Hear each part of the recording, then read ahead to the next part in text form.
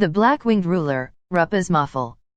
200 years ago, the year 2800 on the Midgard calendar, a supreme being wearing the appearance of a lovely young girl distinguished herself. With a swing of her arm, she could sever the necks of dragons the size of mountains. With a matter of moments, she could traverse the distance of 1,000 miles. Haughtiness and unparalleled cruelty. No matter who rose up against her, she crushed them mercilessly. The weak barely had the strength to stand in her presence. The strong were torn apart like flimsy sc.r.ps of paper and discarded along the roadside. As the only person who the Demon King avoided, many scholars insisted that if she had continued to hold the reins of the world, the Demon King would have already departed from the realm of the living. Powerfully, she pressed forward. And that power brought forth the unification of the entire world.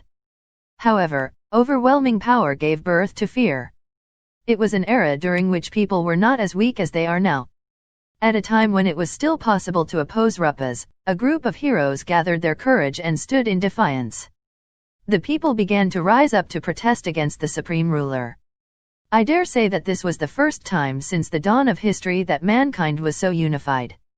Even as the dictator they stood against, only she was able to achieve a feat of this scale. Tied together by bonds of steel, the heroes penetrated the overlord's defenses. Having finished off the 12 generals under her command, they were finally able to drag Rupas out to the battlefield. The battle spanned over 1 day and 1 night. The overwhelming pressure that Rupas exerted forced the weak to their knees, Cruise.H.I plus NG the wills of 7 million of the 8 million warriors who stood to confront her. SLAs.H.I plus NG, stabbing, and Cruise.H.I plus NG. Rupas fought at the border between life and death while taking on a multiple.I.tude of heroes at once. With cuts and burns covering her body, she finally landed a fatal blow against the heroes' forces. However, the heroes stood back up. And harboring the power of hope, they set their sights on victory again. What followed was an all-out attack from the heroes. Even Rupa's Muffle would not be able to get out of this predicament unharmed. But even so, she smiled. And with a pleasant smile spread across her face, she shouted. Magnificent! Magnificent, my heroes! You have done well to surpa.s my abilities. I express my deepest respect for your unyielding courage and overwhelming strength. However, you must not forget that darkness that still remains in this world.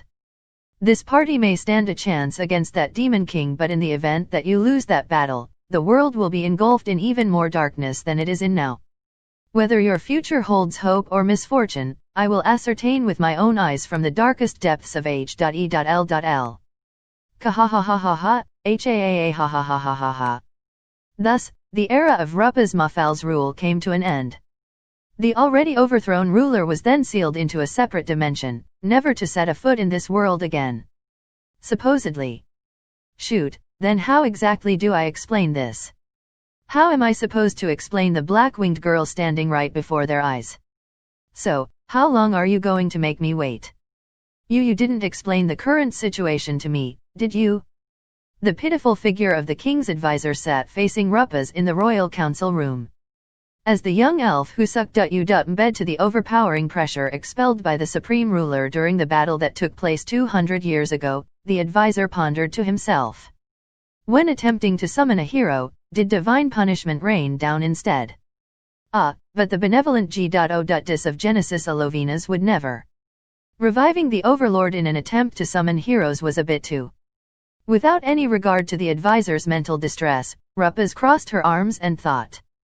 These wings are going to be a real nuisance when trying to sit down. It took several minutes to successfully prompt the beautiful long-eared man to begin speaking. At certain intervals, he would quickly glance at me and then immediately avert his eyes and tremble in fear. Somehow, little by little, he confirmed my approval and finally decided to speak. I have summarized the contents into these 3 main points.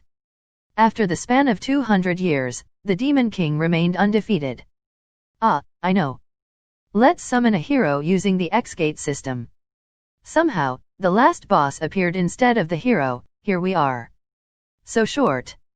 For this to take over 10 minutes to explain, am I really that scary? But I already had a slight impression that this was inside of the game.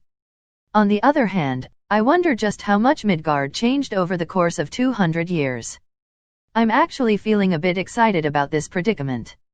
I have an optimistic personality to begin with, so as long as I can enjoy myself right now, I frankly don't give a s.h.i plus t about the trivial details. I am able to walk the splendid world of Xgate Online in the body of the character I poured my heart into making. To online game addicts, this is already the highest form of reward. Ah, that's right. The name Xgate Online was derived from Xgate magic, which was the basis of the game's magic system. Dating back to before the game was made into an MMO, it seems like the protagonist was a commonplace high schooler. The protagonist was summoned through the Xgate, and until he was able to defeat the Demon King, he would remain as a resident of that world. Well, as an online game, pretty much the only thing that remained of that backstory was the name and the bare existence of the magic. It was quite depressing. Come to think of it, didn't the appearance of heroes happen around year 3000 in the Midgard calendar? Oh wait, isn't that right now? I don't know if any heroes from a different world will appear, but if I ever get the chance to meet them, I'll definitely try to get their autograph, yeah. On that note, I should probably consider my next course of actions. That elf advisor and the king have been trembling in that corner for some time now. First of all, I should demonstrate my harmlessness by leaving as soon as possible. I see. I understand now. So the Demon King is still going strong. Isn't he a tenacious one? Because it was mainly my fault he went from being the Demon King to being called the Demon King, lol, I'm frankly relieved that he's still in good health. Then, when they attempted to summon a hero, I popped out of the gacha instead. How do I say this? I mean, sorry? I might have just ruined the hero's debut into the story. Ah, do not fret. At this point in time, I no longer intend to take any drastic actions against this world. A body which already tasted defeat is a body that's stopped dreaming. It is too late for me to try to achieve something. Can we believe those words? Affirmative. Although I was defeated, a battle of that scale has left me satisfied. While I am a bit disgruntled that the individuals that overthrew me were unable to defeat the Demon King, well, it's fine. More importantly, I would like to travel this world and admire it from afar. I'll leave dealing with the Demon King to the heroes for the time being. Instead of taking up some meddlesome quest, I would rather explore the world of Midgard. I want to journey across it on my own 2 feet and see it with my own 2 eyes. In all honesty, it takes all of my willpower just to refrain from taking off in excitement. A king without followers and an abandoned throne. Insisting on a monarchy now would be comical, wouldn't it? The overlord Ruppaz is no longer of this world. I am little more than a girl with shattered dreams.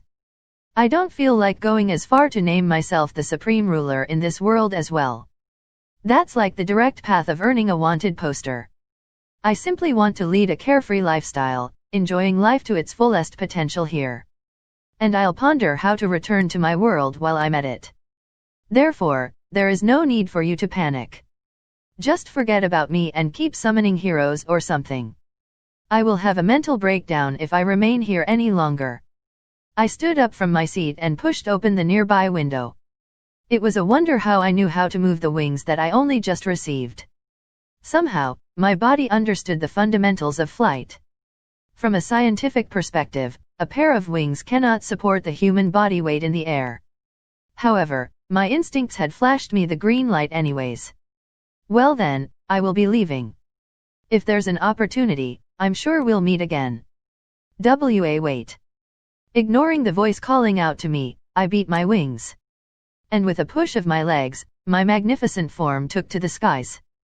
In the blink of an eye, I separated from the ground and the castle shrunk to the size of a grain of sand. Whoa! Flying. I'm flying. Traversing the skies and piercing the heavens. I wonder how I can express these feelings in words. Freedom exactly, it's freedom. The delight from removing the shackles of gravity. Feet not touching the ground, I escaped to the boundless world above the clouds. Spinning, soaring, and gliding I flew to my heart's desires. Phew. Ha ha ha ha ha. From above the clouds, I swooped dangerously close to the ground. And just before coming into contact with the ground, I ascended back into the skies, where you could see the land stretching infinitely into the horizon. Right here, right now, these vast skies belong to me and only me. There were no crowds nor traffic to get in the way. I can fly limitlessly and go anywhere humanly possible.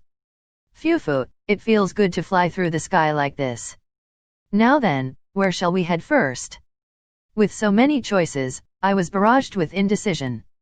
Well, first of all, this country isn't an option.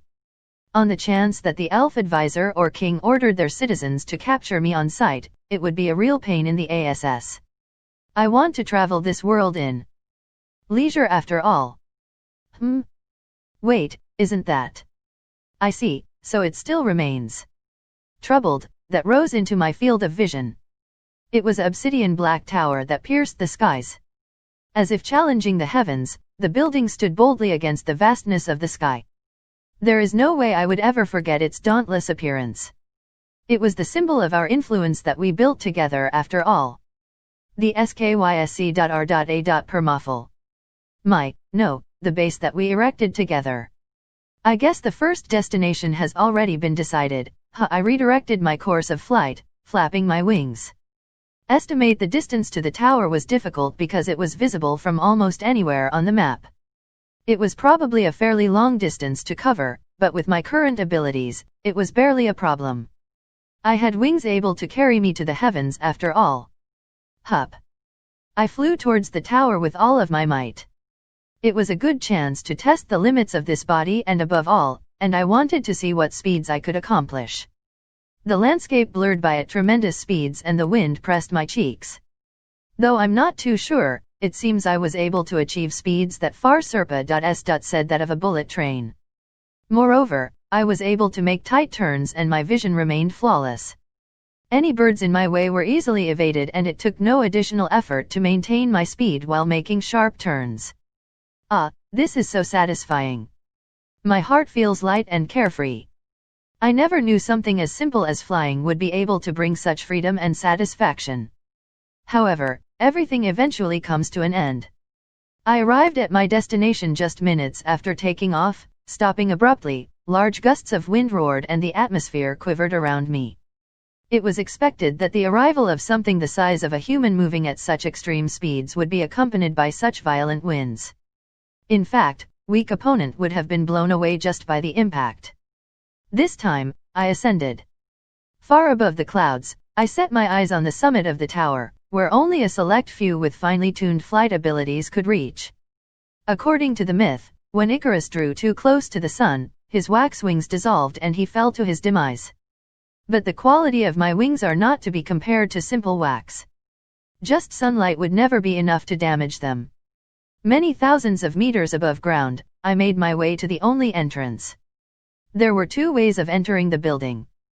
The first was to enter from high alt.I.tude. The second was to open the door to the building from the inside.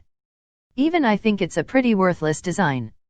While recalling these memories, I stepped into the tower and headed towards the room reserved for the guild master. The black-winged ruler, Rupa's Maffel. 200 years ago, the year 2800 on the Midgard calendar, a supreme being wearing the appearance of a lovely young girl distinguished herself. With a swing of her arm, she could sever the necks of dragons the size of mountains. With a matter of moments, she could traverse the distance of 1,000 miles. Haughtiness and unparalleled cruelty. No matter who rose up against her, she crushed them mercilessly. The weak barely had the strength to stand in her presence. The strong were torn apart like flimsy sc.r.a.ps of paper and discarded along the roadside. As the only person who the Demon King avoided, many scholars insisted that if she had continued to hold the reins of the world, the Demon King would have already departed from the realm of the living. Powerfully, she pressed forward. And that power brought forth the unification of the entire world. However, overwhelming power gave birth to fear. It was an era during which people were not as weak as they are now. At a time when it was still possible to oppose Rupas, a group of heroes gathered their courage and stood in defiance. The people began to rise up to protest against the supreme ruler. I dare say that this was the first time since the dawn of history that mankind was so unified. Even as the dictator they stood against, only she was able to achieve a feat of this scale. Tied together by bonds of steel, the heroes penetrated the Overlord's defenses. Having finished off the 12 generals under her command, they were finally able to drag Ruppas out to the battlefield. The battle spanned over 1 day and 1 night. The overwhelming pressure that Ruppas exerted forced the weak to their knees, Cruz.H.I plus NG the wills of 7 million of the 8 million warriors who stood to confront her. SLAs.H.I plus NG, stabbing, and Cruz.H.I plus NG. Ruppas fought at the border between life and death while taking on a multiple.I.tude of heroes at once. With cuts and burns covering her body, she finally landed a fatal blow against the heroes' forces. However, the heroes stood back up. And harboring the power of hope, they set their sights on victory again. What followed was an all-out attack from the heroes. Even Ruppas Muffle would not be able to get out of this predicament unharmed. But even so, she smiled. And with a pleasant smile spread across her face, she shouted, "Magnificent! Magnificent, my heroes! You have done well to surpa.s my abilities. I express my deepest respect for your unyielding courage and overwhelming strength. However, you must not forget that darkness that still remains in this world. This party may stand a chance against that Demon King, but in the event that you lose that battle, the world will be engulfed in even more darkness than it is in now. Whether your future holds hope or misfortune, I will ascertain with my own eyes from the darkest depths of H.E.L.L. Kahahahaha, HAAA ha ha ha ha ha ha. Thus, the era of Ruppas Muffal's rule came to an end. The already overthrown ruler was then sealed into a separate dimension, never to set a foot in this world again. Supposedly. Shoot, then how exactly do I explain this? How am I supposed to explain the black-winged girl standing right before their eyes? So, how long are you going to make me wait? You didn't explain the current situation to me, did you? The pitiful figure of the king's advisor sat facing Ruppas in the royal council room. As the young elf who sucked bed to the overpowering pressure expelled by the supreme ruler during the battle that took place 200 years ago, the advisor pondered to himself. When attempting to summon a hero, did divine punishment rain down instead?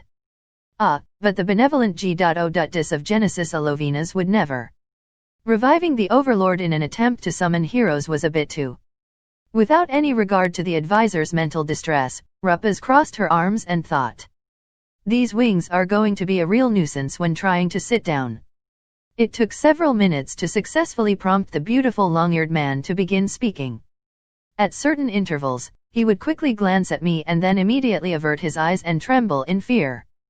Somehow, little by little, he confirmed my approval and finally decided to speak. I have summarized the contents into these 3 main points. After the span of 200 years, the Demon King remained undefeated. I know. Let's summon a hero using the X-Gate system. Somehow, the last boss appeared instead of the hero. Here we are. So short. For this to take over 10 minutes to explain, am I really that scary? But I already had a slight impression that this was inside of the game. On the other hand, I wonder just how much Midgard changed over the course of 200 years. I'm actually feeling a bit excited about this predicament. I have an optimistic personality to begin with, so as long as I can enjoy myself right now, I frankly don't give a s.h.I plus t about the trivial details. I am able to walk the splendid world of X-Gate Online in the body of the character I poured my heart into making.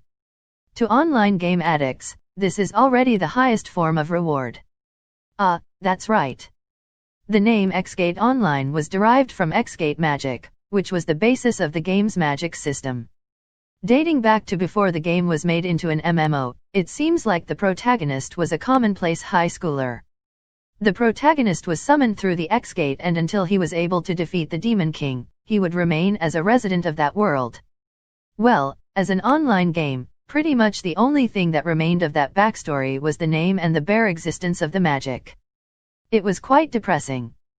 Come to think of it, didn't the appearance of heroes happen around year 3000 in the Midgard calendar? Oh wait, isn't that right now? I don't know if any heroes from a different world will appear, but if I ever get the chance to meet them, I'll definitely try to get their autograph, yeah. On that note, I should probably consider my next course of actions. That elf advisor and the king have been trembling in that corner for some time now. First of all, I should demonstrate my harmlessness by leaving as soon as possible. I see. I understand now. So the Demon King is still going strong. Isn't he a tenacious one? Because it was mainly my fault he went from being the Demon King to being called the Demon King, lol, I'm frankly relieved that he's still in good health. Then, when they attempted to summon a hero, I popped out of the gotcha instead. How do I say this? I mean, sorry?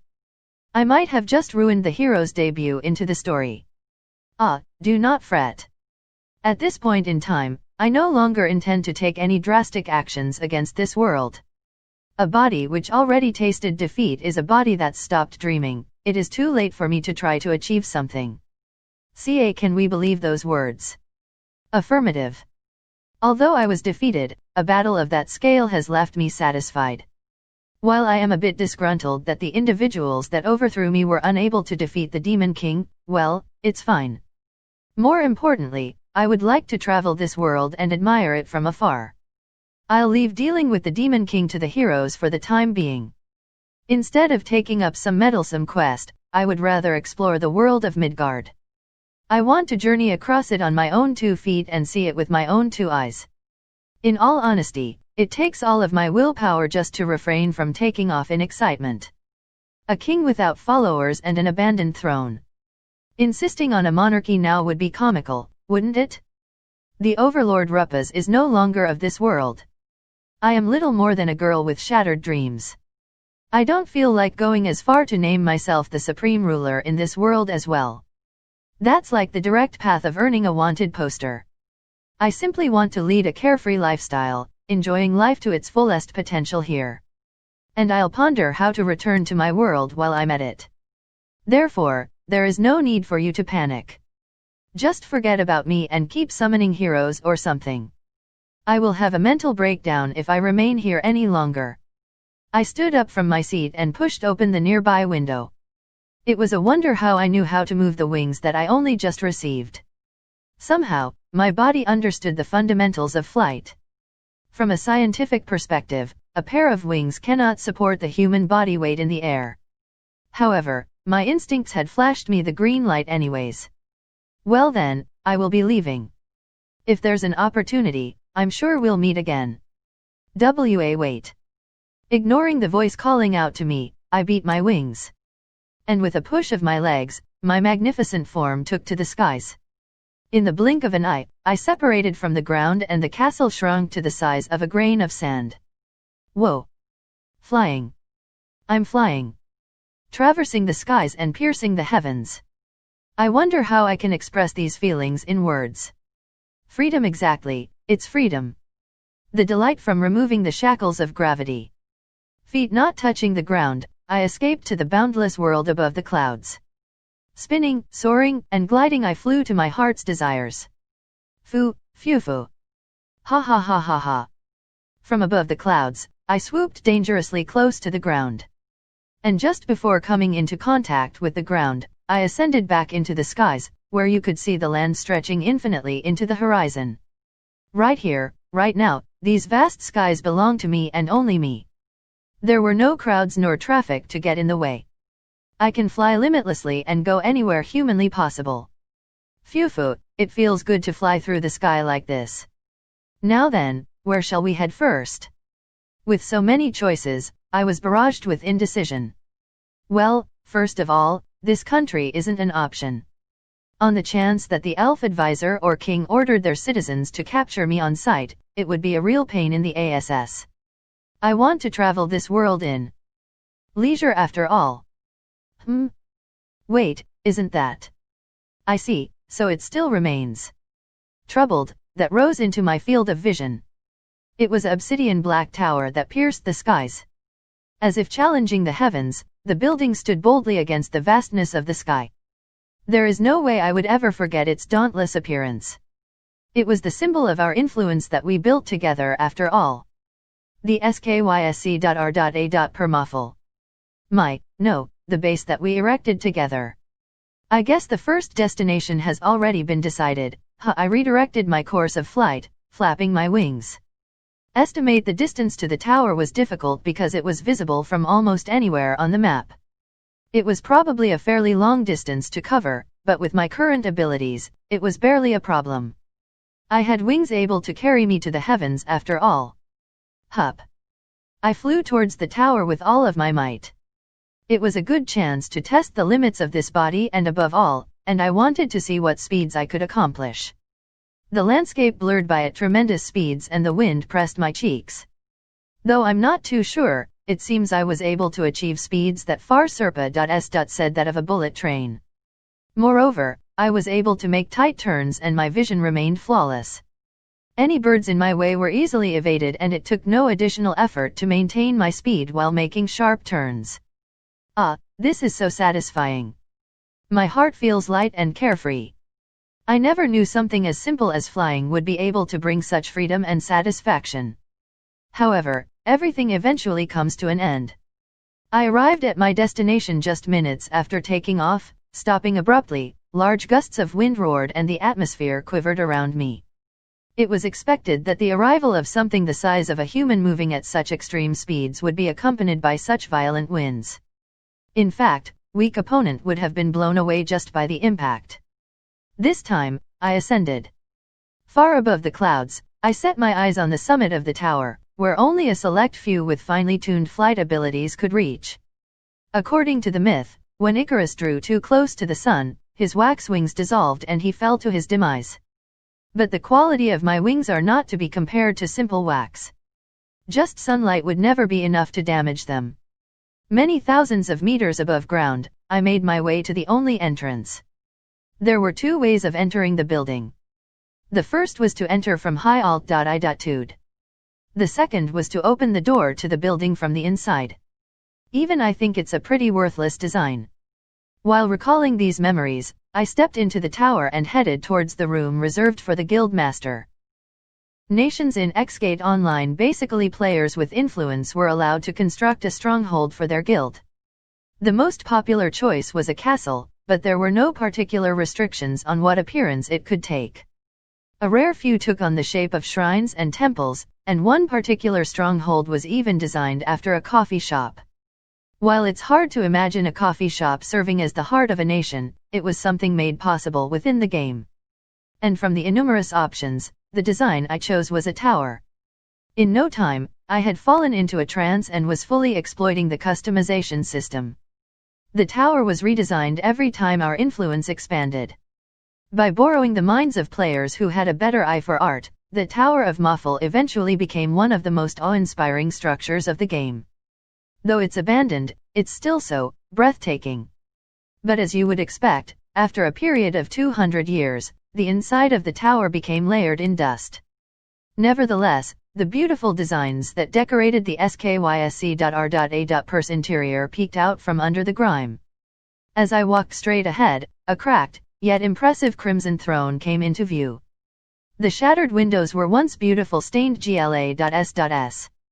Poking a finger into a crack that ran along the wall, I recall the joyful memories made in this room.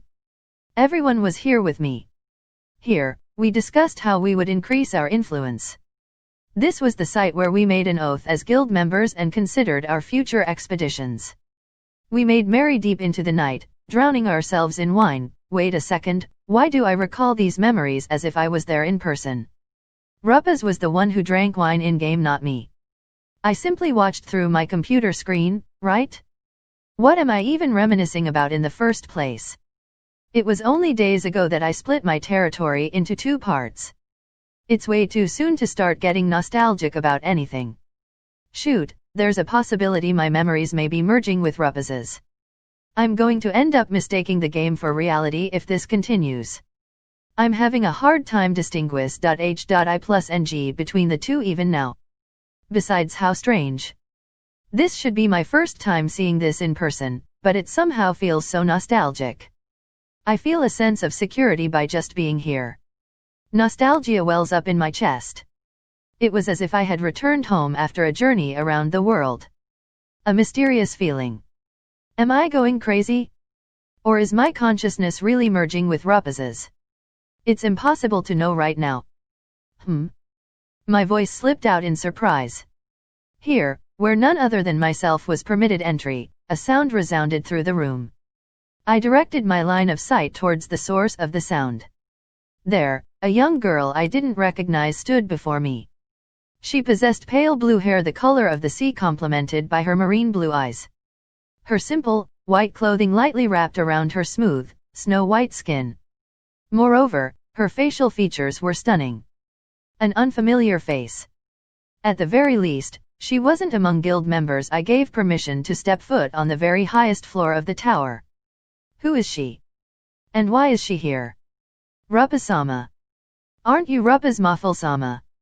Calling out my name, she ran to me and gripped my hands tightly with her own. Just the sincere smile plastered across her face was enough to express just how blessed she thought she was to witness my return. Sadly, I don't recognize her at all. Who are you? Oh, how cruel. Have you already forgotten me? Forgotten about Dina, your most loyal advisor? I've been waiting 200 years in this tower for your return, you know. Dina? Advisor? What is this girl saying? In place of an advisor, I instead had my guild members. And even then, none of them were named Dina. I never did have a designated advisor to begin with. Not to even mention a young girl named Dina, no, she existed. That's right, I remember now. When I first built the stronghold, I decorated the tower with various ornamental objects, and among them, I faintly recall positioning an NPC with the appearance of a young girl. Yup. Characters were also included in the decorations for a stronghold. They simply paced aimlessly about the chamber that they were signed to. Their only purpose was to add more depth to the background, but I had gone out of my way to place one anyways. It was merely because I had thought a stronghold without even a single mob would be a bit too lonely for my taste. Although I had completely forgotten its existence before long, it seems I had named it something along the lines of Rapaz's advisor and given it a strange backstory. However, she had no real offensive powers and frankly, she was just another ornament not even worth taking note of. Before I knew it, she became another part of the background. And that girl, out of her own free will, chose to spend the span of 200 years of her life waiting for my return? Regardless of whether I remembered her or not. She had remained faithful to the role I granted her and continued to stay here, alone?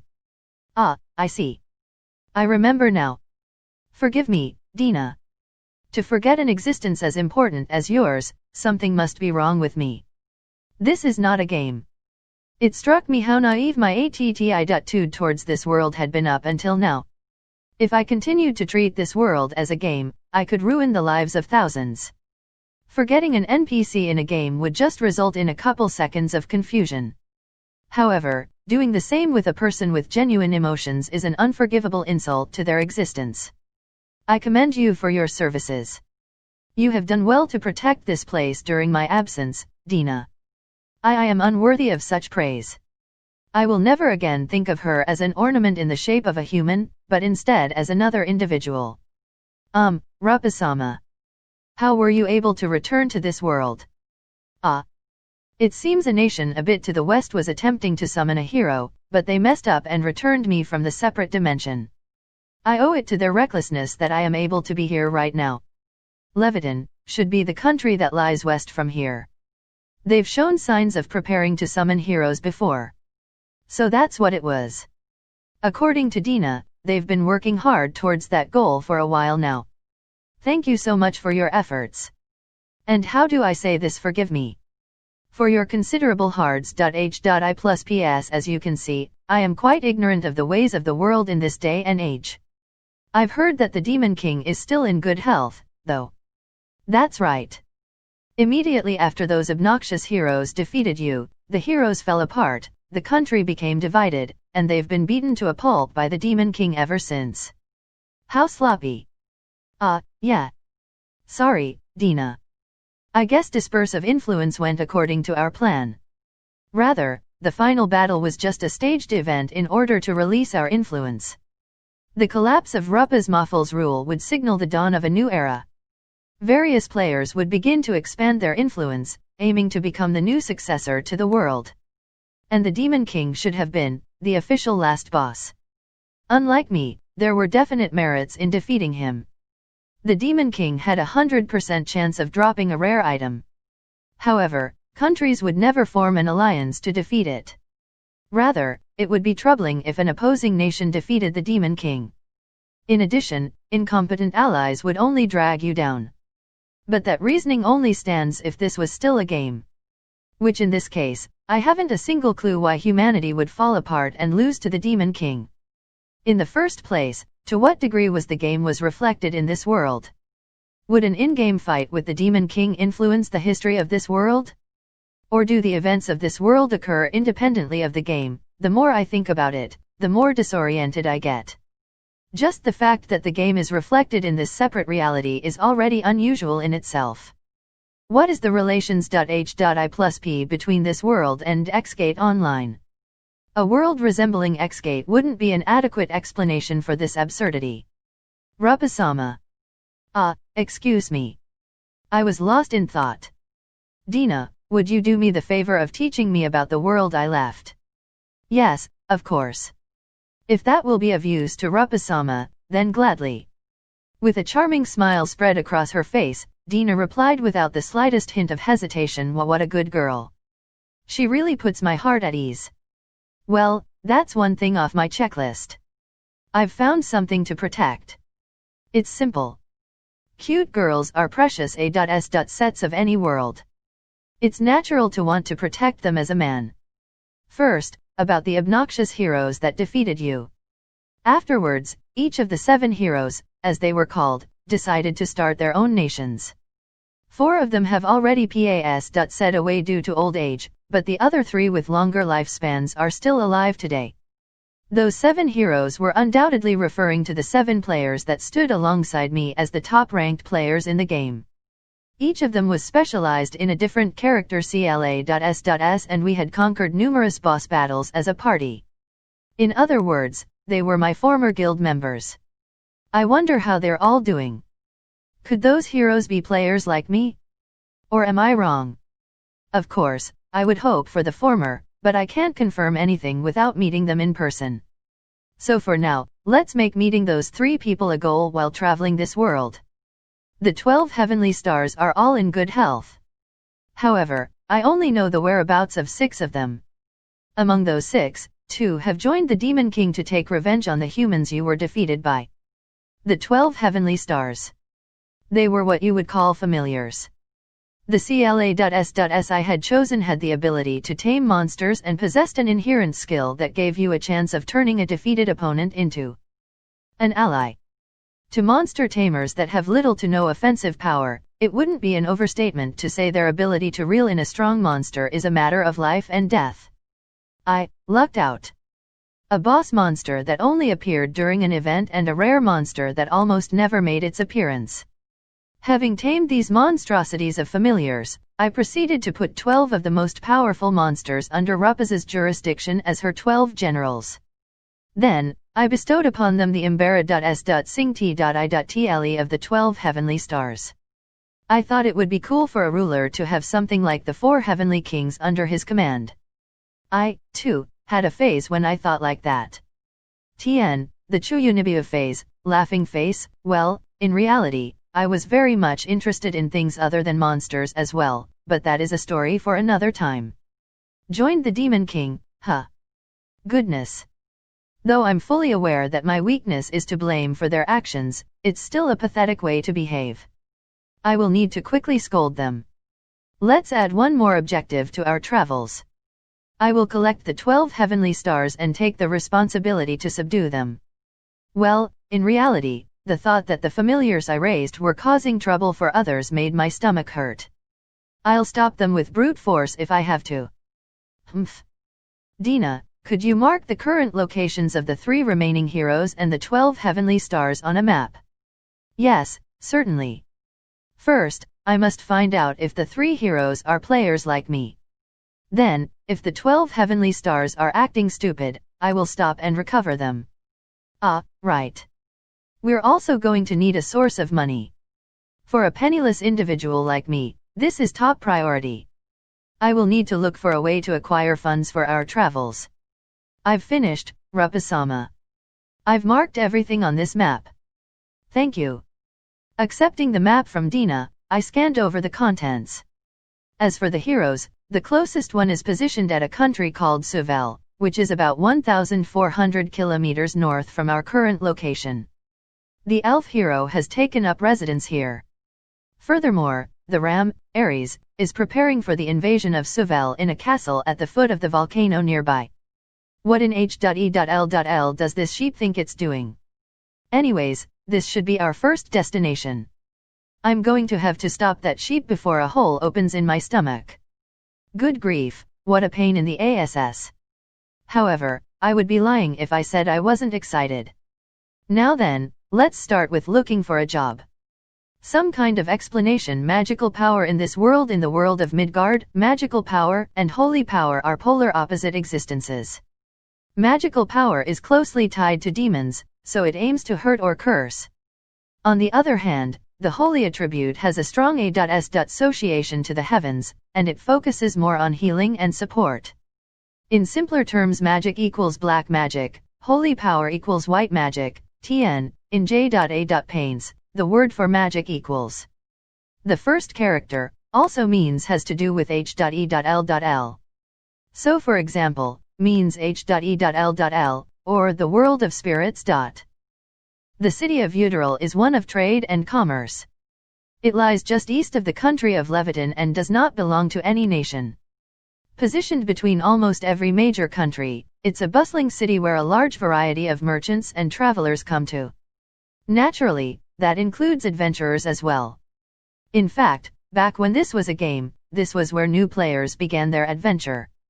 Despite that 200 years that have elapsed, Uteral remained lively as ever. I was relieved to see that even a small part of the world remained as I had known it. Yeah, I feel kind of attached to this place. Dina, it's difficult to move. Please put up with it for now. You'd be recognized in an instant after all. You don't want to attract any unwanted attention, do you? While wandering this charming city, I hid my entire body under my overcoat, looking as suspicious as you could get. As according to Dina's instruction, my wings were wrapped tightly around my body and an overcoat was forced over them. Moreover, the crimson overcoat I wore had a convenient hood attached to the back. Yup, this is definitely enough to hide my ident.I.tie. But I think it's is making me stand out anyways. And I can't really move my arms in this outfit. What is this? Some new kind of sex play? Now then, Rupa-sama. First, acquiring funds for our travels is probably the highest hurdle to overcome. Anyone would recognize you at a glance, so it's extremely hard to find a suitable job, you see? There aren't many people that out there willing to hire a black-winged overlord after all. But those are the events of 200 years ago. In an age without pictures, I doubt anyone would be able to recognize me. Naive. That's naive, Rupa-sama. This trading city is where people of every corner of the world gather, you know? And races with long life spans like elves aren't an exception. They may still remember you clearly. Hearing out Dina's explanation, I nodded in understanding. Come to think of it, those races exist in this alternate universe. I myself am a member of one of those long-lived races. To begin with, the Flugels are the rumored descendants of angels. And regardless of whether that's true, they boast an average lifespan of a ridiculous 1,500 years. That's why I'm able to retain my young appearance even after 200 years. By the way, Rupa's used to be 275 years old, so I guess she's 475 years old now. In human years, she would be 14 when she was sealed and around 24 as of now. My outward appearance is of a 15 to 17-year-old girl, though. Especially those black wings. Even if they didn't recognize you, your wings stand out too much. For Flugels, those are the wings of taboo after all. They're normally black, aren't they? I bet you I'm just a different variety of Flugel. As I've mentioned before, flugels are the descendants of angels. They themselves believe the same and take pride in their untainted, pure white wings. They went as far as to insist that those wings were the proof of a flugel, and that their sexual appeal was neither decided by their faces nor their bodies, but rather their wings. Apparently, a male would flaunt his wings at a female to display his affection.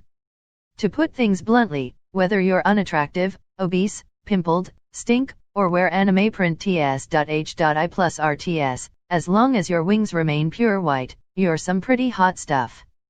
On the contrary, no matter how refined your physical appearance is, if your wings are tainted, you'll never be attractive.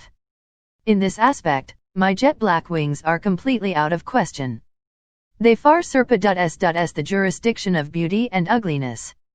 At this rate, I'd only be recognized as a monster. In human terms, let's see.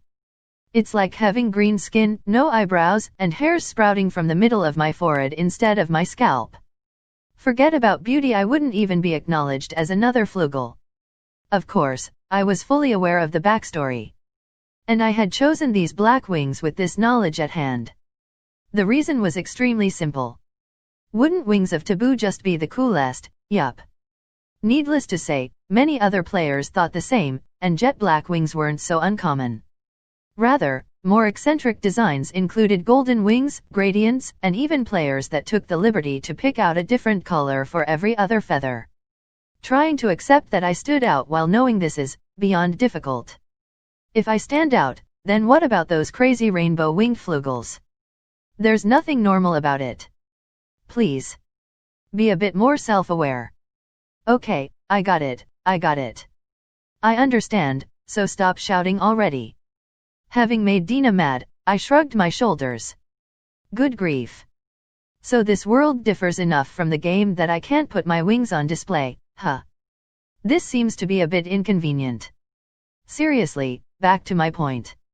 Despite your reputation, there's one line of work that pretty much anyone could take up. Adventurers, in other words, people who put their lives on the line to earn a living.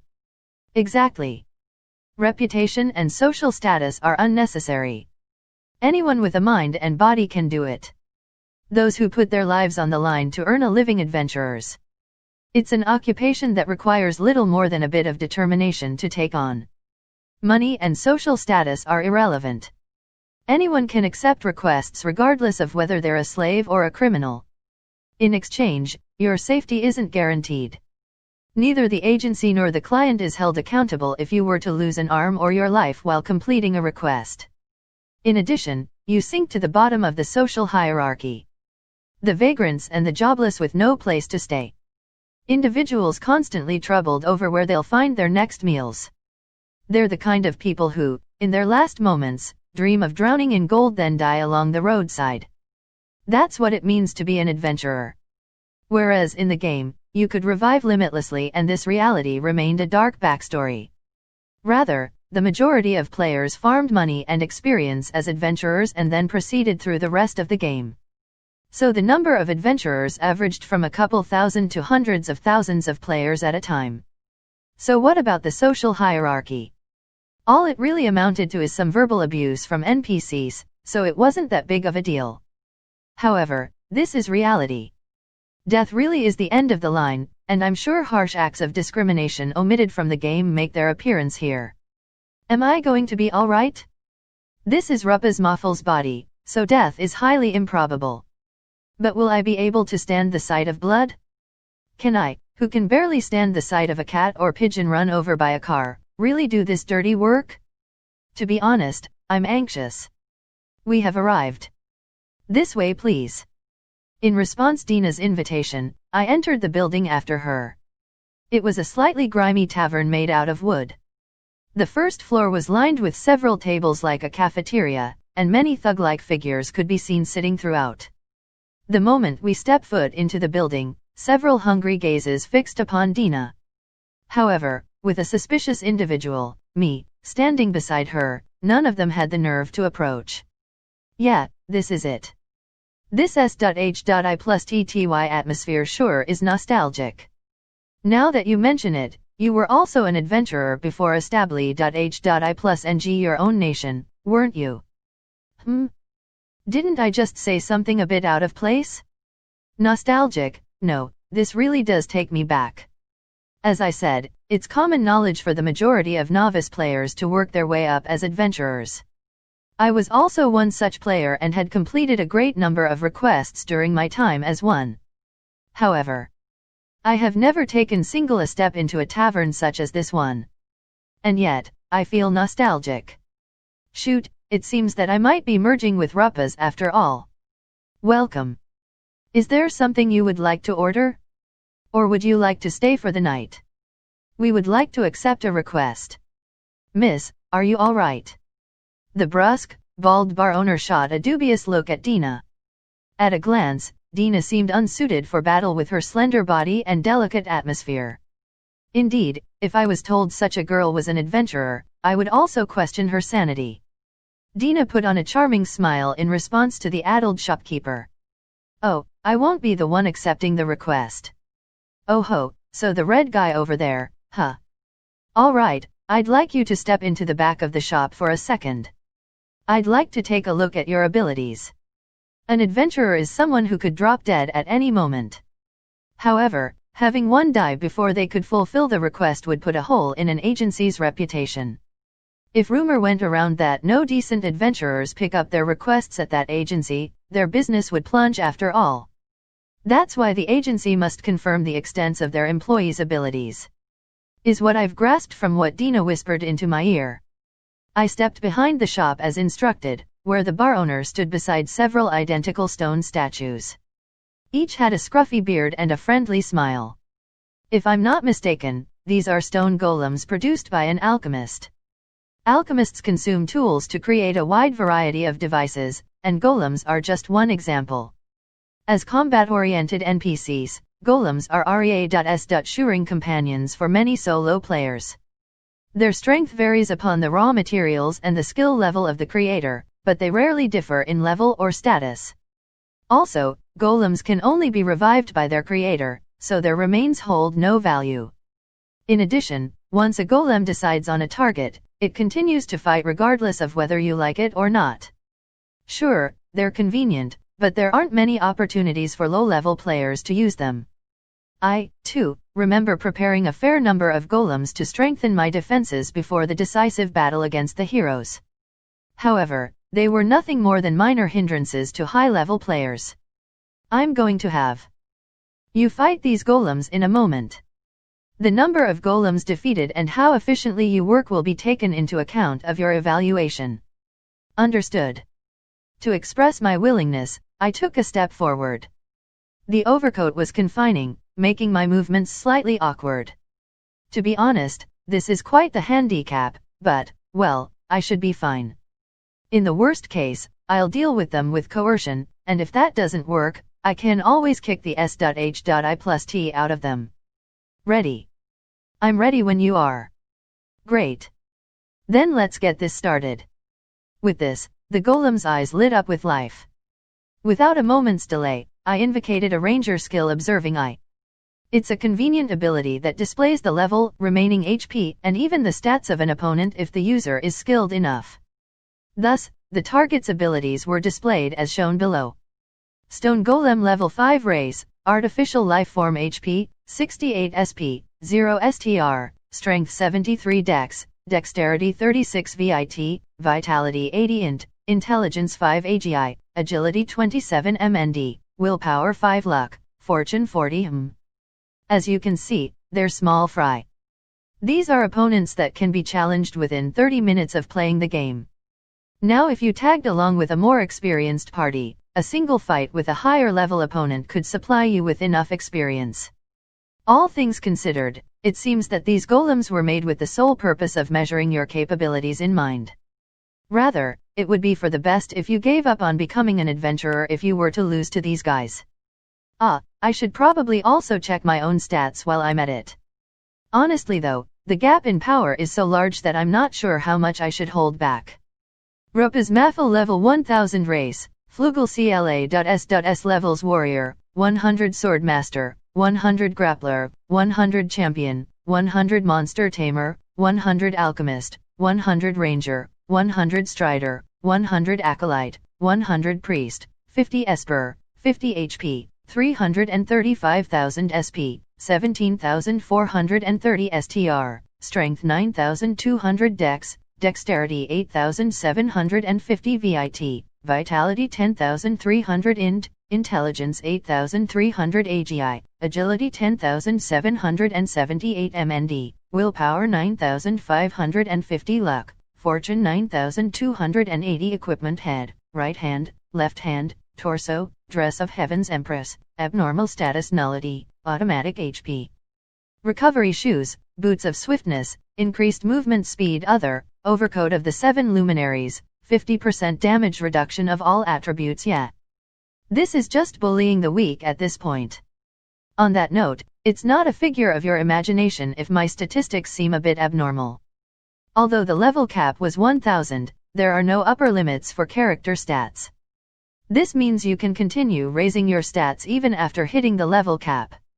Despite status-enhancing items being notably rare, they weren't impossible to obtain. In fact, because HP enhancements were especially simple to acquire, my health stats skyrocketed as a result.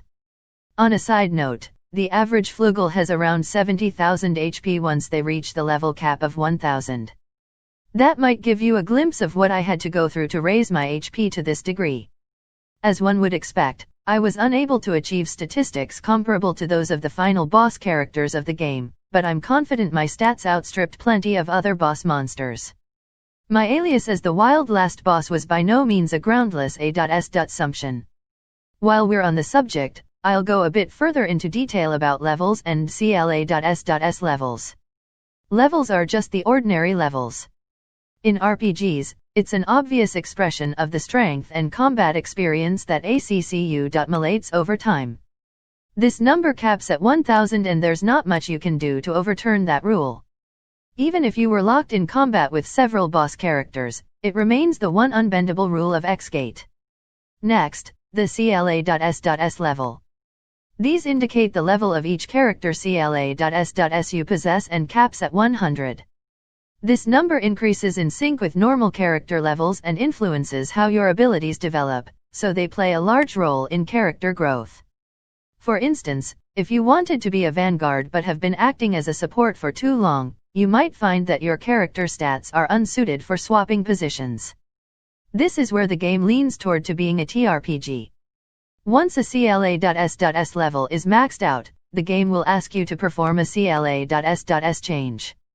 Then, unless a new CLA.S.S is chosen, no experience will be gained no matter what kind of monsters you face off. There are two methods of resolving this issue. The first is to act accordingly and alternate CLA.S.SES. Then, upon reaching level 1000, you will have accomplished a character that holds mastery over 10 different CLA.S.SES. However, this doesn't mean you can't switch CLA.S.SES before mastering the previous one. For example, I only raised the Priest and Esper CLA.S.SES to level 50, allowing me to squeeze in 11 CLA.S.SES instead. The second method makes use of the cash shop. If you pay the money, the level cap is lifted, and you can continue to raise the CLA.S.S level to up to 200. However, barely any additional skills can be acquired along the line.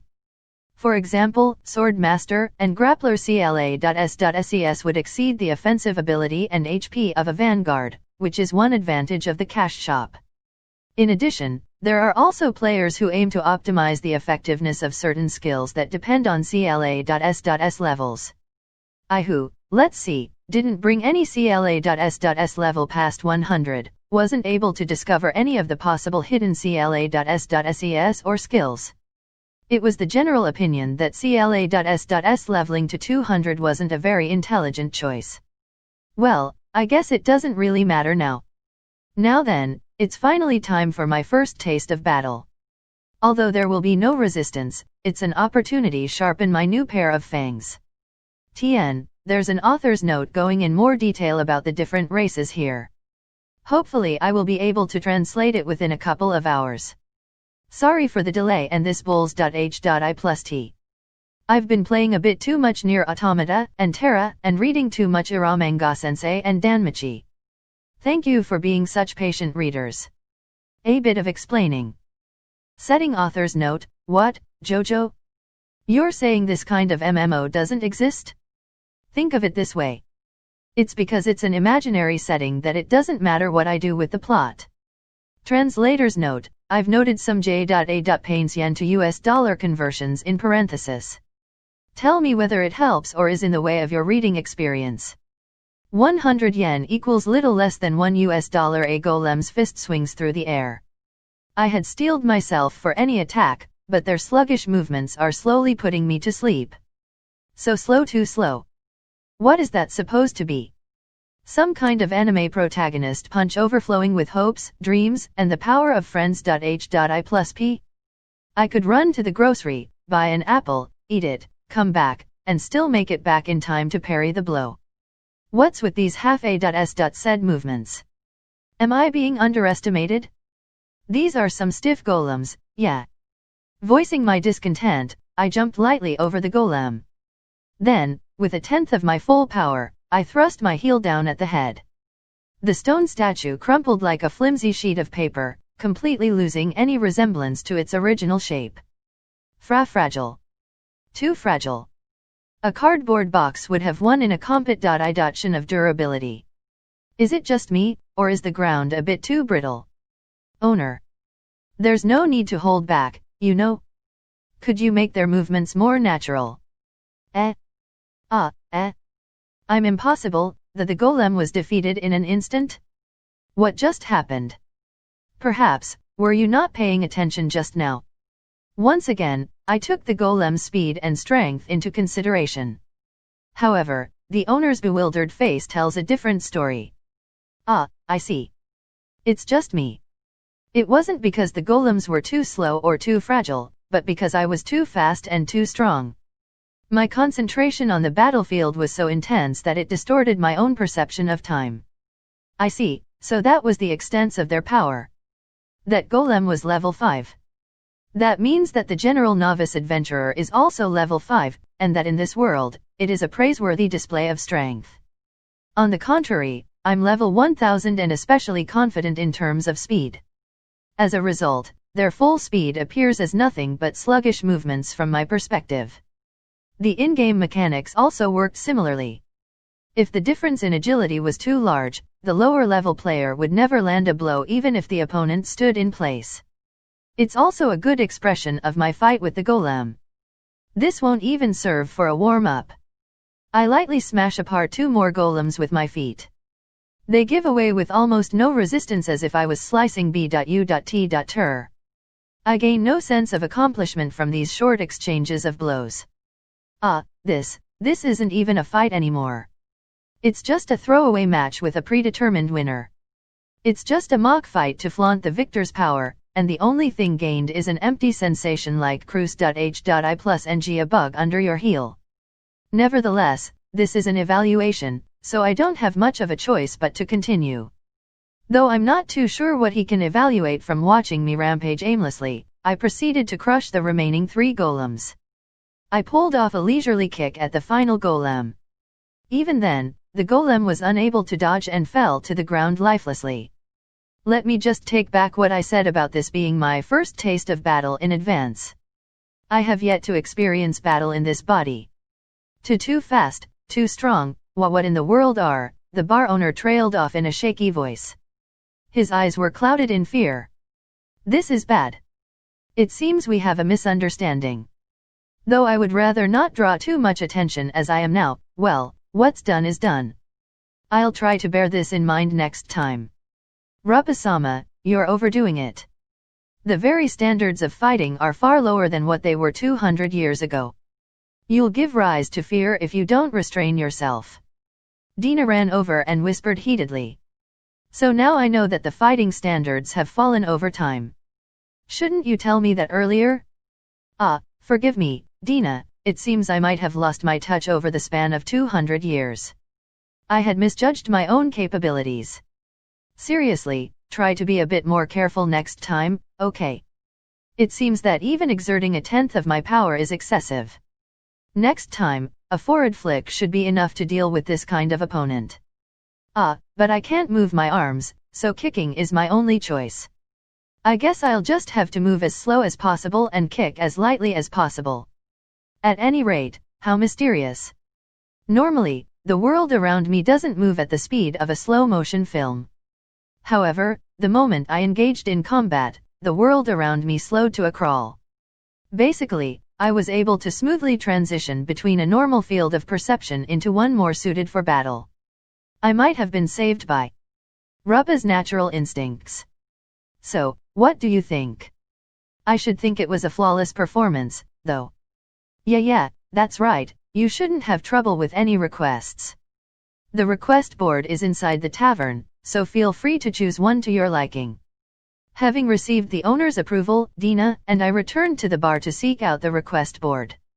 However, after scanning over the available jobs, I found that all of them lacked a certain appeal. Frankly, I would prefer a task with a more generous reward over multiple smaller jobs. I want to get to Suvel as soon as I can. An escort request for a coach traveling from Uteral to Suvel would be ideal. In that case, I would be able to earn some pocket money while heading over to Suvel. Although I alone could fly over in an instant, that would mean leaving Dina behind. With a carriage, I can easily bring Dina along with me, is what I initially thought, but there's nothing good here, huh? There isn't. Though there was an escorting request, the carriage was headed for Leviton instead. To say nothing of the fact that Leviton is in the opposite direction of Suvel. Unfortunately, we couldn't find any requests that fell under my expectations. Rupa-sama. What do you think of this one? I glanced at the thin sheet that Dina held up to me. Request cat search difficulty, reward, 100 arrow for every cat found. Our house holds 12 pet cats have run off somewhere. Please look for them. 1200 arrow at best just for searching for 12 cats. What a bargain. Well, it certainly is. 1200 arrow if the search goes well, it certainly is a bargain. Arrow is the currency of this world, and if I'm not mistaken, 1 arrow is the equivalent to around 200 J.A. yen, $2. Basically, that means completing this job earns us a total of 240,000 yen, $2,400. Either the client is quite the cat lover, or they're wealthy and bless. In any case, they live a lavish lifestyle. On a side note, although that was the in-game conversion rate, the opposite might hold true in reality. It's obvious that between game currency and real money, the latter holds more value. In fact, you could obtain 10,000 arrow worth of in-game equipment with 500 yen, $5. That would make real money more valuable by a long shot. The world is a cruel place. Let's not. I'm not the best at searching. That is a job for a beastman. Then what about this one? Request orc subjugation difficulty, reward, 1,500 arrow. Orcs have built a nest near the village and have been doing as they please. Please help. Oh. That's a fairly profitable request there. How strange for no one to accept it. I say in approval of the job request held up by Dina. I would have exterminated the orcs even if there was no cash reward. These creatures have a 3% drop rate for orc meat, an HP status enhancing item, after all. Orcs, otherwise known as pork chops. When this was still a game, they existed solely so players could farm easy experience. Truly an existence worthy of their nickname. Especially for level-capped players who hoped to catch hold of HP ups, orc extermination was a daily routine. There were also players who camped at orcspa.w.ning locations. For these reasons, they became rare monsters. The average orc's lifespan was reduced to a measly couple of seconds. That's why it was impossible for them to lead a raid on a human village. They were butchered and looted the second they were born, let alone gathering to form a group. Orcs were mobs so pitiful that you start to sympathize with lines of code. For those orcs to move, gather, and attack people, this is a deeply moving moment for me. It's because there's no profit. What? Orc hunting is the embodiment of profit. That might hold true for Rupa-sama, but the times have changed. Nowadays, a single orc can match the strength of an experienced warrior. The extermination of a nest would be a job for the Night Order. And even then, there are plenty of casualties. No one is willing to put their life on the line for a meager 1,500 arrow. So the times change. Back then, adventurers would line up to accept such a request. Not to mention quest rewards would never sink so low. I remember a similar request that paid 15,000 arrow. The differences between game and reality drew a sigh from my lips. Orc hunting is nothing but a valueless burden on the denizens of this world. However, players from the game would be living the dream to receive a reward for killing orcs. It's like being told, on top of receiving an all-you-can-eat coupon for prime-grade steak, we'll pay you 30,000 yen, $300, for every additional slice you can stomach. You can't help but think it's too good to be true. Basically, it's completely fine if I obliterate their nest, right? Of course. All right. Then let's accept this request. This will be our ticket to secure food and money before we embark on our journey. Yay! This time the orcs are going to go extinct for sure. Though it was my idea, I think I'm feeling a bit sorry for them now. This is a chance to earn money, obtain meat, and raise my HP stat simultaneously. If I let such an opportunity flee from my grasp, then I'm unqualified as a competent player. With the written request in hand, I told the bar owner of my plans and left the tavern behind. By the way, Dina. Yes, what is it? The village specified in the request is located half a day away on foot. While heading our way towards the destination, I decided to pass time by raising my doubts with Dina.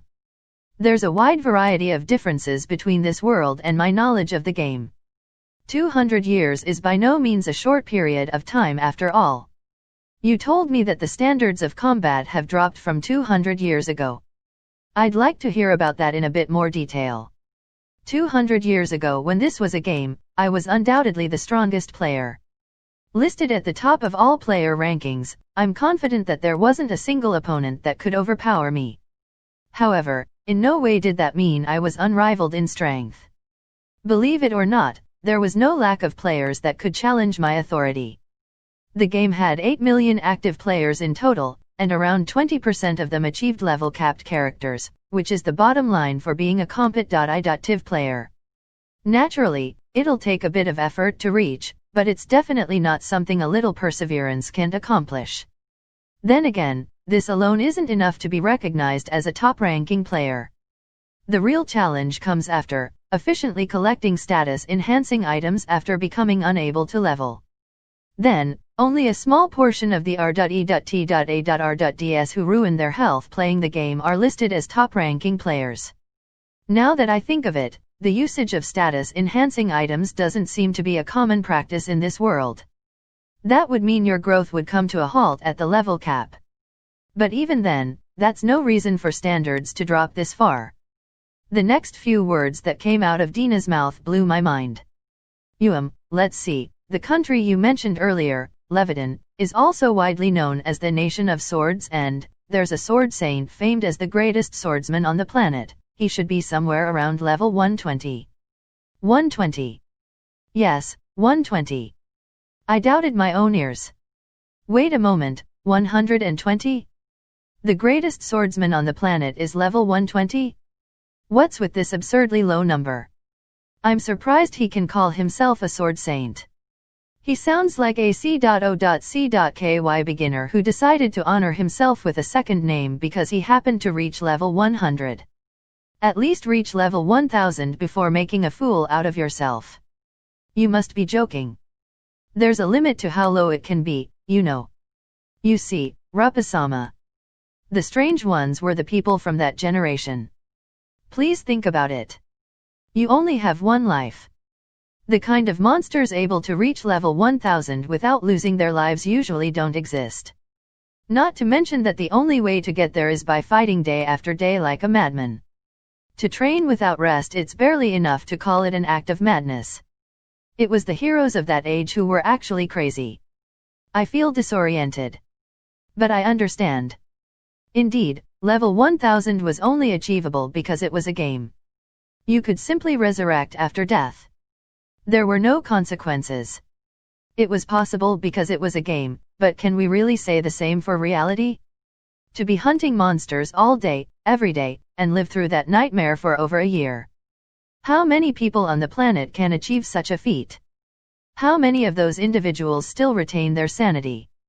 With that in mind, even level 120 is an incredible accomplishment. The level of a lunatic on the verge of obsession. I was the one who was irregular. I see. Indeed, it is considerably different from the world I knew. I am a lunatic and a monster in this world. Staring straight into the eyes of reality, an empty feeling enveloped my chest. Arrow Village. It's a small village half a day away from the trade city of Uteril. With no distinctive products, it's a reserved community. At least that's what I've heard from Dina. Having escaped from the shade of the forest, a town of negligible size rose into view. Several small, wooden houses stood in lines, and bountiful fields stretched over the land. This might be a nice change in atmosphere. The specified address of our client should be, that large building over there. Lifting her eyes from the request paper, Dina pointed to a particularly large building. Naturally, it wasn't as large as a residence in the city, but rather large in terms of comparison with the other homes of the village. It's most likely the village chief's home. Arriving at the doorstep of the building, Dina knocked lightly on the door. Excuse me, we're here to complete a request. Is the mayor home? Dina told me to leave all of the negotiations and planning to her, so I'm just here for decoration. You see, my arrogant tone would only irritate our employer after all. It's almost as though my mouth has a mind of its own. Oh ho, I've kept you waiting. Now then, please come inside. The person who appeared in the doorway was a graying senior. For a moment, his expression warped with suspicion as he glanced over me. Nevertheless, he guided us in without a word. The room's interior was clearly worn down.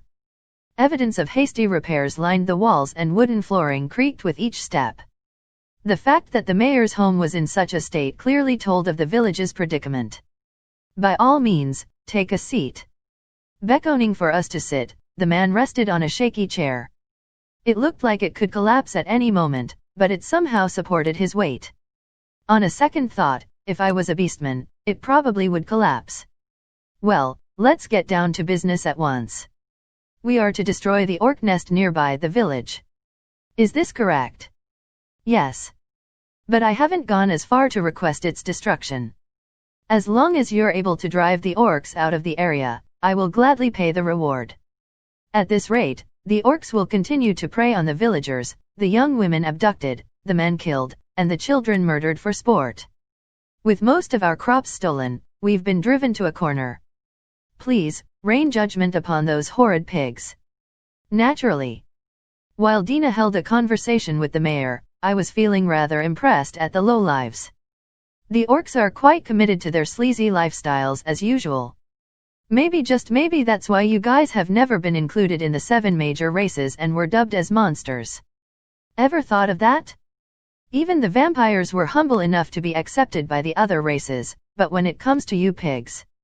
But well, it would make my job harder if you guys were actually decent individuals, so I'm strangely thankful. At the very least, I'll know I'm doing the world a favor when I'm hunting orcs. Please rest at ease. The Orc Nest will be crushed without fail. By this guy. Dina indicated to me with a triumphant expression. Whoa there, don't forget who's going to be shouldering all that responsibility you're accepting. Well, what she's saying is accurate, so I'll just nod obediently. On the other hand, the mayor shot me another doubtful glance. I beg of you, please save this village. The village chief lowered his head. I had never intended to turn him down to begin with, but now I'm bursting with motivation. Promising the Orc Nest's destruction, Dina and I left the building. Now what? Should we exterminate them at once? That sounds delightful, but we'll need to make preparations. It's entirely possible for the orcs to raid the village during my absence. We probably won't encounter any hards.h.i+ps in defeating the orcs. There's the level gap after all. No matter how unprepared we are, there's no chance of losing to them. However, it's our loss if the orcs decide to kill the mayor while we're away. If our client dies on us, we won't be able to collect our reward. And that's where a watchman comes in. A watchman. Yeah, a single golem should suffice. It won't be very strong, but if it can even delay the orcs, then it will have served its purpose. While giving this explanation, I gathered the required components from the ground, then, tapping power into an alchemist skill, a stone golem was produced. A golem's strength relies on the skill of the creator. To calculate a golem's level, the alchemist's CLA.S.S level would be added to half of the alchemist's total levels. For instance, a golem constructed by a level 20 alchemist with 5 CLA.S.S levels would be level 15, 20 divided by 2 plus 5. Moreover, if the same alchemist was to have 20 CLA.S.S levels, he would be able to produce golems stronger than himself. This is why golems are efficient for early game leveling. At level 1, it's possible for an alchemist to produce golems 5 times his own strength. However, while the CLA.S.S level caps at 100, normal levels can be raised to 1000. This means golems lose their effectiveness during late game. In the long run, even if I were to produce a golem, it would only be level 600 at best, 1000 divided by 2 plus 100. Furthermore, the materials also affect a golem's levels. Although a level 600 golem is workable with quality ingredients, level 100 is the most I can hope from the materials at hand. In short, it lacks the fighting power to be of use to me. However, it should serve well as a village guard. No. That's way more than enough. You know how many million arrow a level 100 golem is worth nowadays. So a golem from the roadside can fetch such a price. Anyhow, now we have a watchman. Ordering the golem to dispatch any orcs that draw near, I left the village. The target is a single orc nest. The objective is meat which permanently enhances HP stats. Treading on GRA.S.S, we headed towards the location indicated on the map. It was easy to spot. Not only was it marked on the map, but the pigs didn't even bother to hide. There were 2 chattering orcs standing guard in front of a cave entrance. Although they more or less kept an eye on the surroundings, they were evidently off guard. It was the naive behavior of someone who had never considered the possibilities of death. We found it. Ugh, they're repulsive sights no matter how many times I've seen them. The G.O.Dis Alovinas must also be grieving over these failed creations of hers. That's quite the sharp tongue you have.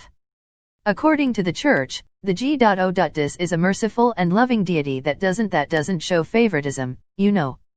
That's just a downright lie. It's another one of those delusions of religion. There's no question that a G.O.Dis also has likes and dislikes. Half listening to Dina curse at the orcs, I considered how we could take care of the orcs. Boldly approach them and kick them to death. Frankly, there isn't a single reason to be wary of the orcs. Even if we were to exterminate them out in the open, we would win the battle with ease.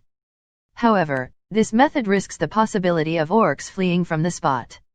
Using alchemist skills to eradicate the nest, I think this is our safest bet out of all of our choices. Although I'm unable to use offensive magic, alchemist skills make it possible for me to perform a large-scale offensive strike. However, in this case, much of the valuable meat will be lost under the debris. Freely use skills to swiftly A.S.S.S.Sinate orcs this way. There's no chance for any orcs to escape, nor will I raise a commotion. This strategy makes orc meat a priority. Though we don't know how many orcs are present, 1 in every 50 orcs drop the status-enhancing item. This means, with my slight fortune boost, I'll be able to obtain an estimated 3 items from 100 orcs. Orc meat is an expendable item that will randomly raise your HP from 100 to 300 points. In the worst case, 3 uses grants 300 HP, minuscule, right?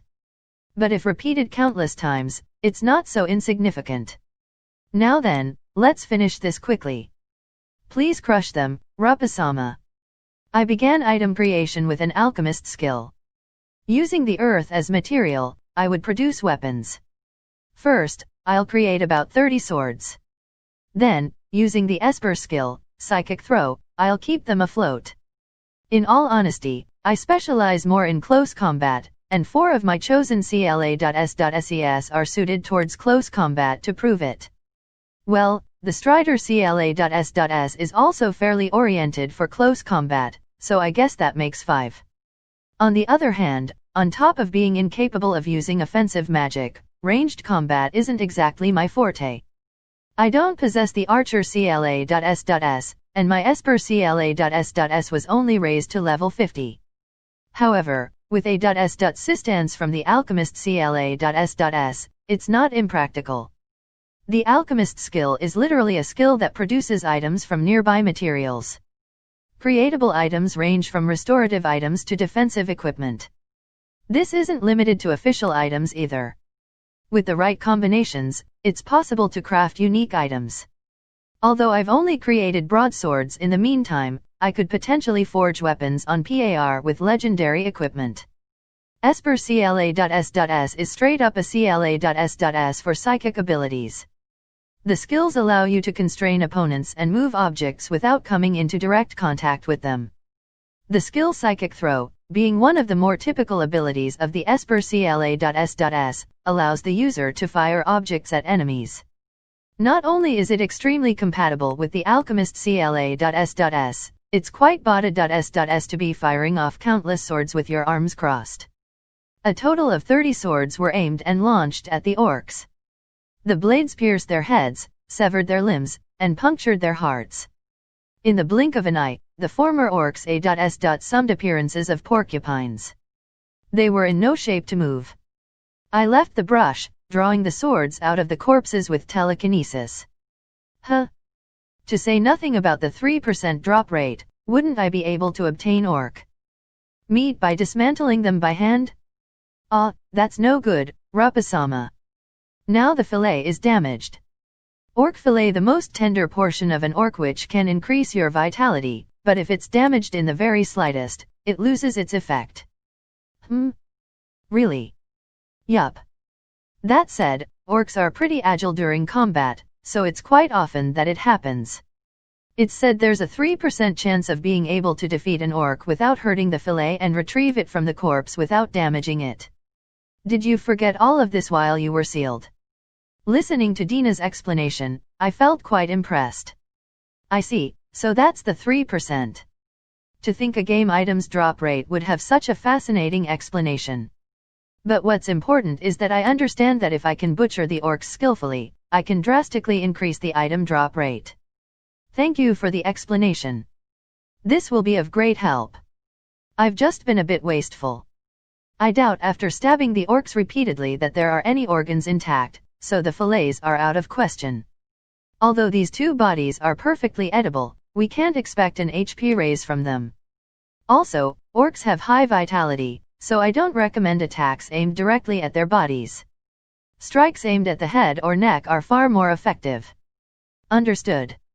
You're quite well informed, aren't you? Hearing a scuffle from the cave, I sent a single blade flying towards the orc preparing for his S.H.I plus foot. The pig was beheaded instantly. As the head rolled to the ground, Dina awarded me with applause and a couple words of praise. Then, having dismantled the corpse, I was able to successfully retrieve an orc fillet in its full glory. Look, Dina. It was a success. I would expect nothing less from Rapasama. If I were still myself, I wouldn't have been able to endure the sight of the gory process of dismantling a corpse, much less bring myself to kill a living creature. In times like these, I'm truly thankful to have Rapa's mental durability. Now then, there's still A.S.H.I plus T ton of orcs. To fulfill the request, we'll murder every last orc in the area. Author's note: what, Jojo? There are so many places I could comment, but not enough comments to fill the S.P.A.ces? Think of it another way. It's always nice for a man to have a S.P.A.ce to talk to himself. Actually, yeah, no. Jojo, Dad? Translator's note: yeah, I don't know what they're talking about either. What are yoga? I invagua. It's someone from that villaga. Heh, you've done well to come this far. It is I, the strongest of the orcs, 4 heavenly Kigyaaaa. Wait. My life. Please spa. Death swiftly claimed the lives of countless orcs that laid splayed behind me. And as I toured further into the nest, I fixed my gaze upon the next visitors to the afterlife. Though I've also taken this opportunity to test a variety of skills, this instant death phenomenon has made it impossible to judge anything. Dina, how's it going on your side? This one's no good. It's been spoiled. I harvested the fillets from corpses, and if they were in healthy conditions, they were stored in a sack. Dina took care of the rest. Apparently, she's using transfer magic to deliver the remaining corpses to the tower. It seems she's going to make some jerky with our fruits of labor. While I'm grateful to have such a reliable secretary, we'll be a bit overstocked with dried meat. I think we'll distribute the majority of it into the market. Anyhow, I'll leave it up to Dina. This should be our final destination. I kicked open the door. Despite the orcs' startled stances, stone swords beheaded the guards in seconds. In the midst of the confusion, the blade struck down a different colored orc attempting to flee. Only normal orcs drop orc meat. Therefore, I have no business with an orc lord, a variant species. Innumerable blades pierced his body. This should be the last of them, right? Probably. Hearing Dina's reply, I exhaled. We've fulfilled the request, and my emotions remain unstirred. In my current state, returning to Earth would be unthinkable. Someone who thinks nothing of murder has no business in modern-day J.A.Pan. And you, the kidnapped villagers, oh, here they are. Dina's gaze fell on the cage just steps away. On a second thought, is it really a cage? Indeed, they were made unable to escape. That's for sure. However, the cage was well furnished, the captives were properly clothed, and precious stones and flowers had made their way the inside. Although their sleeping expressions were tinged with fear, not a finger was laid on them. At another glance, they looked almost like royalty. Though that's how it should be, this would mean the orcs were actually decent creatures. They abducted women. That's for sure. However, it was done with the sincere purpose in mind. For some unfortunate reason or another, all orc offspring are male, which leaves them no choice but to abduct female members of another race to breed with. In addition, they only target human mates since they're only race that can crossbreed with another species. Elves? They wouldn't even bat an eye. However, it doesn't just end with mating. A barbaric race like orcs are unable to properly nurse their own children. So unless they want the women to abandon their offspring, they would rather not displease them. This is quite the troubling matter for orcs. That's why they try their hardest to please the girls. They offered a lifestyle more luxurious than their own, provided plenty of food, and even went as far to proffer up jewels and flowers to curry their favor. Even then, they would never lay a hand on a female without her consent and would protect the girls with their lives on the line. Despite their impure motives, they're a herd of well-mannered pigs. However, that means little to the captives, and being wars.h.I plus ped by the monsters is just plain creepy. Although they're pitiful, it's impossible for them to live in harmony with the other races. Alright, the girls are unhurt. Let's return them to the village. Should I erase their memories? Why would we need to? I think it would be for the best if they forgot about being kidnapped by the orcs. Are there any limits on your abilities? If you're interested, I could rewrite both their personalities and their memories. Well, it doesn't seem like we'll have to go that far. They look completely untouched after all. The girls should be fine for the time being. Although I'm sure it was a frightening experience, they made it out unharmed. That said, I'll make sure to confirm this with the actual captives. And naturally, Dina will be the one doing the checking. I won't lift a finger. Sure enough, I've turned into a female, but I'm still a man at heart. In other words, I wouldn't feel comfortable doing so. I've also lost interest in the female sex since I've become one myself. It's sort of pathetic. It's hard to believe I used to hide my P.O.R.No collection under my dresser. I understand. Then I'll finish up in a moment. Alright. Try to work as fast as you can. Leaving the girls in Dina's care, I began searching the chamber. There should be plenty of stolen property and crops from the village hidden here. I'll try to return as much as I can to the village. Even if I pity the orcs, I'm not kind enough to abandon my job. Besides, stealing is stealing. My sympathy doesn't lighten any of their crimes. Leaving the shelter of the Orc Nest, I channeled power into an alchemist skill. Though the caves haven't done anything wrong, it would be careless to leave them as is. The lingering scent of orcs might invite more of their kind, and their first instinct would be to attack the nearby village. So to prevent worse from coming to worst, I'll be thorough with my work. Transaction M.U.Te, Hrungnir's right arm. As soon as the words left my lips, a Ma.S.Civ fist of rock materialized above the caves. Roughly 50 meters wide, it's an advanced alchemy skill that excels in both range and magnitude. The caves were crushed mercilessly, reducing the former settlement to rubble. A thunderous roar shook the air, the earth trembled, and debris scattered in the wind. Any slim chances of survival of the earlier Ma.S.Saker disappeared with the nest. Thank you for your hard work, Rapasama. All of the captives are without a scratch. Ah, good job. Having returned to my side with transfer magic, I thanked her for her hard work. Well, in reality, she did far more work than I did. The orc meat's preservation, its distribution into the market, and the girl's care were all left in her custody. It's a wonder as to why Rupas would treat her as an ornament before I replaced her. Isn't she ridiculously capable? Ah. Which reminds me.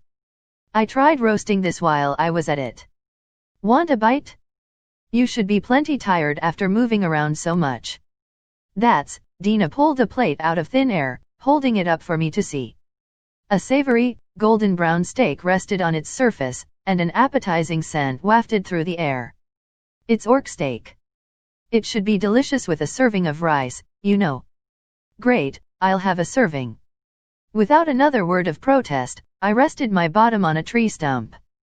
Come to think of it, I haven't taken a single bite of food since being summoned here. With so many things happening at once, it's easy to forget not even a day has passed since I arrived. So my fingers snapped, and a wooden table rose from the ground.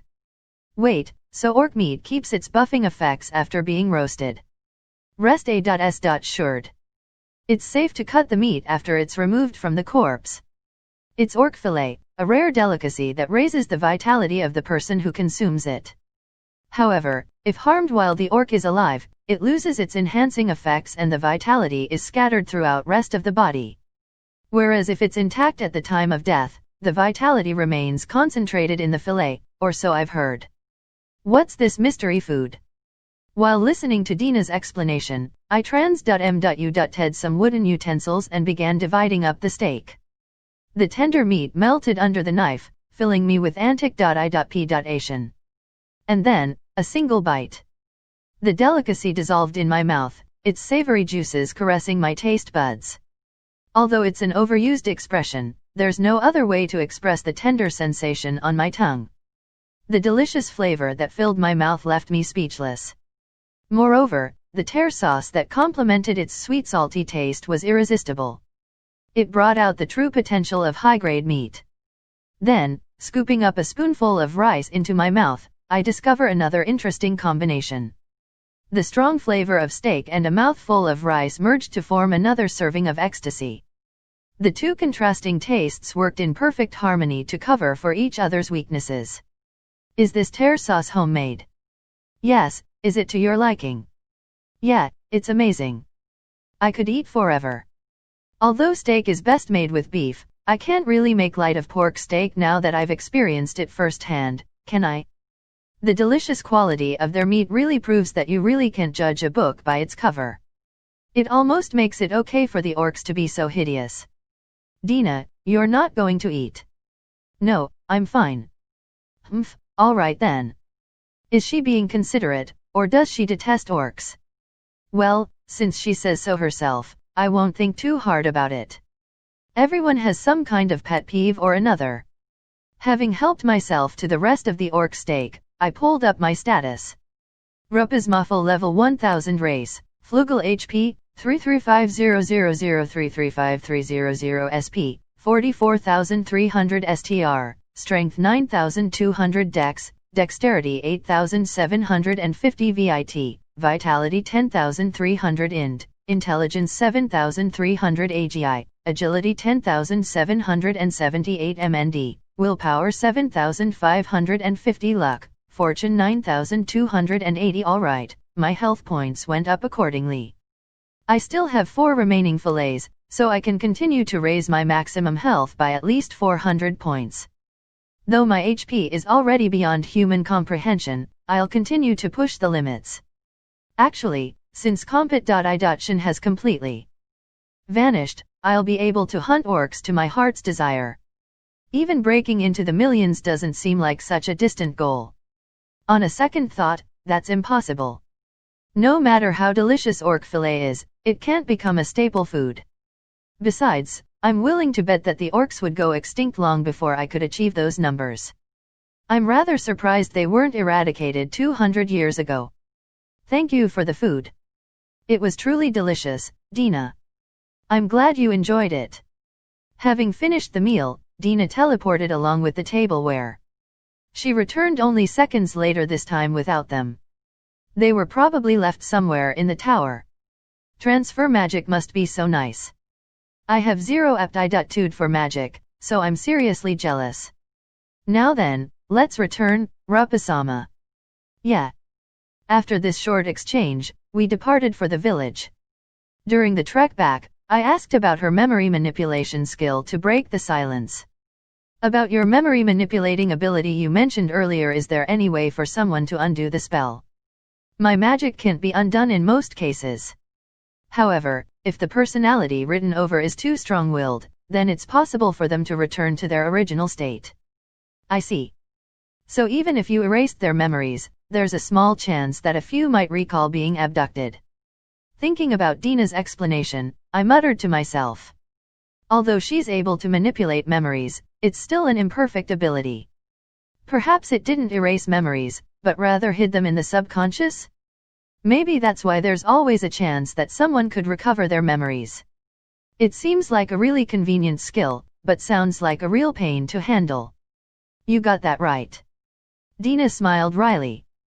Memory manipulation, huh? That would be great for destroying evidence. There are plenty of scenarios in which this could come in handy. Before we knew it, we had already arrived at the village with the former captives. Since I couldn't move my arms out from under my overcoat, the unconscious girls levitated in midair with the help of telekinesis. Oh. So you've returned. And those girls? So they were safe. The village chief hurriedly greeted us as we arrived. Setting the girls down gently by the chief, I took a step back. I'll leave all the talking to Dina, as always. Yes, it appears that we made it in time before the orcs made a move on them. Oh ho, that's good to hear. There's nothing more I could wish for. Having delivered an explanation, I handed the girls over. In the end, all the kidnapping had amounted to was some pampering from the orcs. However, the girls only grew more frightened, and not a single orc was able to capture a woman's heart. First of all, appearance is key. You orcs carried the ultimate disadvantage the very moment you were born. Regardless of how gentlemanly you act, that is the one obstacle you can never hope to overcome. The world is a place bri.m.m.i.n.g with injustice. Well then, here's the 1500 arrow that I promised. Thank you. That, and, do you happen to know about the golem that has been guarding the village? Even us commoners can sense its tremendous power. That is a gift of kindness from my master. By all means, use it for the protection of the village. I quietly thought to myself as the conversation went on. We've now obtained the food and funds for our travels.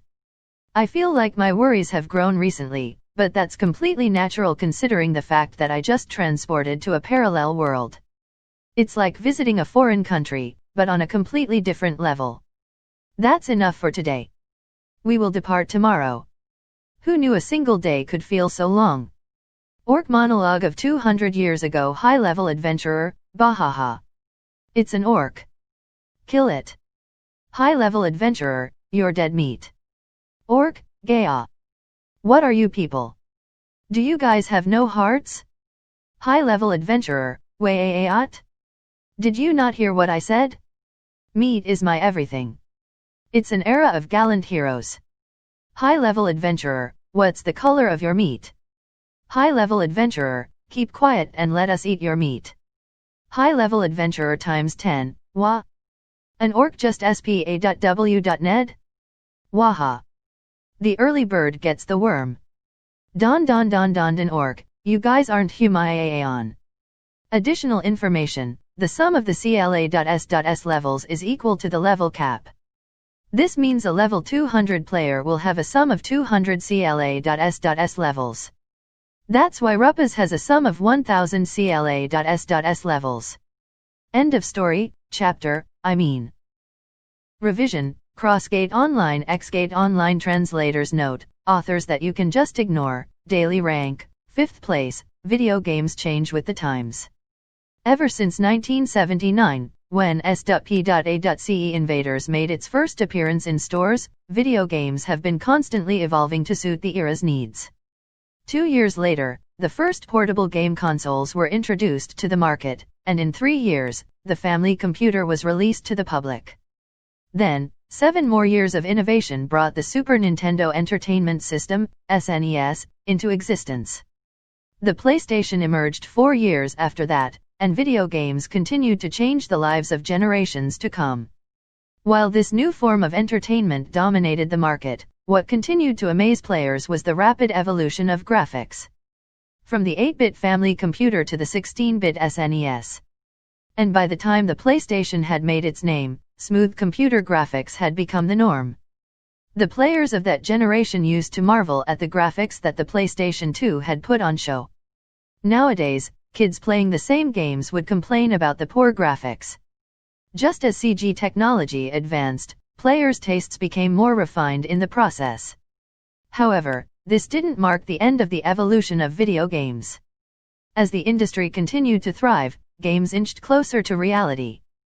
So much that people might have mistaken the graphics for photographs and the avatars for people if they weren't projected on a display. It's almost as if the vermos that countless of authors have dreamed of might actually appear at any moment. Sadly, it is nothing more than a dream with our current technology. There are far too many risk factors involved with transferring your consciousness into the world of games. Perhaps it will become a reality someday. However, someday isn't something we can measure, and at the very least, it isn't right now. Then why the H.E.L.I am I shaking in a carriage in the body of my avatar? I would have left my avatar as a man if I had known this would happen. Ruppaz-sama, I see it now. It's the next town. Ah, I see it too, so sit back down. Dina, who was sitting beside me a moment ago, was now shaking me back and forth. What's more, it didn't help that the carriage also shuddered as it traveled. I had to suppress my urge to hurl. By subjugating the orcs and selling off their meat, we are able to ride this carriage to Suvel with 5,500 arrow at hand. Of course, it goes without saying that Dina didn't sell any HP-enhancing fillets, though she might have sold the ones that lost their effects. That aside, I'm a bit curious as to where she sold them. Since she's able to teleport, almost anywhere is possible. But although transfer magic is convenient, it appears that she's unable to transfer people along with herself. Perhaps her ability is restricted to inanimate objects, or maybe she needs the consent of the other party. Well, according to Dina, the transfer fails if she has even a speck of dislike for the target. One more thing. It's about my HP. After consuming the remaining 4 fillets, my current HP has risen to 336,100 points. But, ouch. Since the messy digits are really bothering me, I'll just avert my eyes for now. Thank you for your patronage. Handing the coachman the money, we stepped off the carriage and headed towards the gates of the royal capital. There, a number of soldiers stood guard, and a few were carrying out what looked like security checks. Now that I think of it, this city is under attack of one of the 12 heavenly stars, I am sorry for your troubles. The two of you, stop right there. We froze in place. But I kind of knew this would happen. My entire body is concealed under an overcoat after all. I seem suspicious no matter how you look at it. This is Seville territory from here on. Can you show me your PAS.sports? Did he just say, PAS.sport? Hey, this is a first for me. You didn't need those back when this was, oh wait, you did. When this was just a game, influence played a part in everything. In order to enter a different nation, a player needed to gain the ruler's recognition first. If you think about it, it's a pretty similar concept to a PAS.sport. But unfortunately for me, I have nothing of the like. But Dina, oh Dina's a lifesaver. Calmly, she reached a hand into her breast pocket and said the gatekeeper some papers. Yes. These are our doc.u.ments. Please confirm them for yourself. Thank you. Just who is this world CLA.S.S secretary? She's way too prepared. Humph. So you're a traveling merchant without citizens.H.I+P of any country. Your names are Dina and Safur, and your identification papers seem authentic as well. There's been a lot of forgery lately, hasn't there? Well, with you lot here, the only officials they'll fool are the nearsighted. Ha ha ha. This man needs a pair of igla.s.ses. I've never gone out of my way to get an ID, so that's undoubtedly a product of forgery. And for G.O.D's sakes, put some more thought into my alias.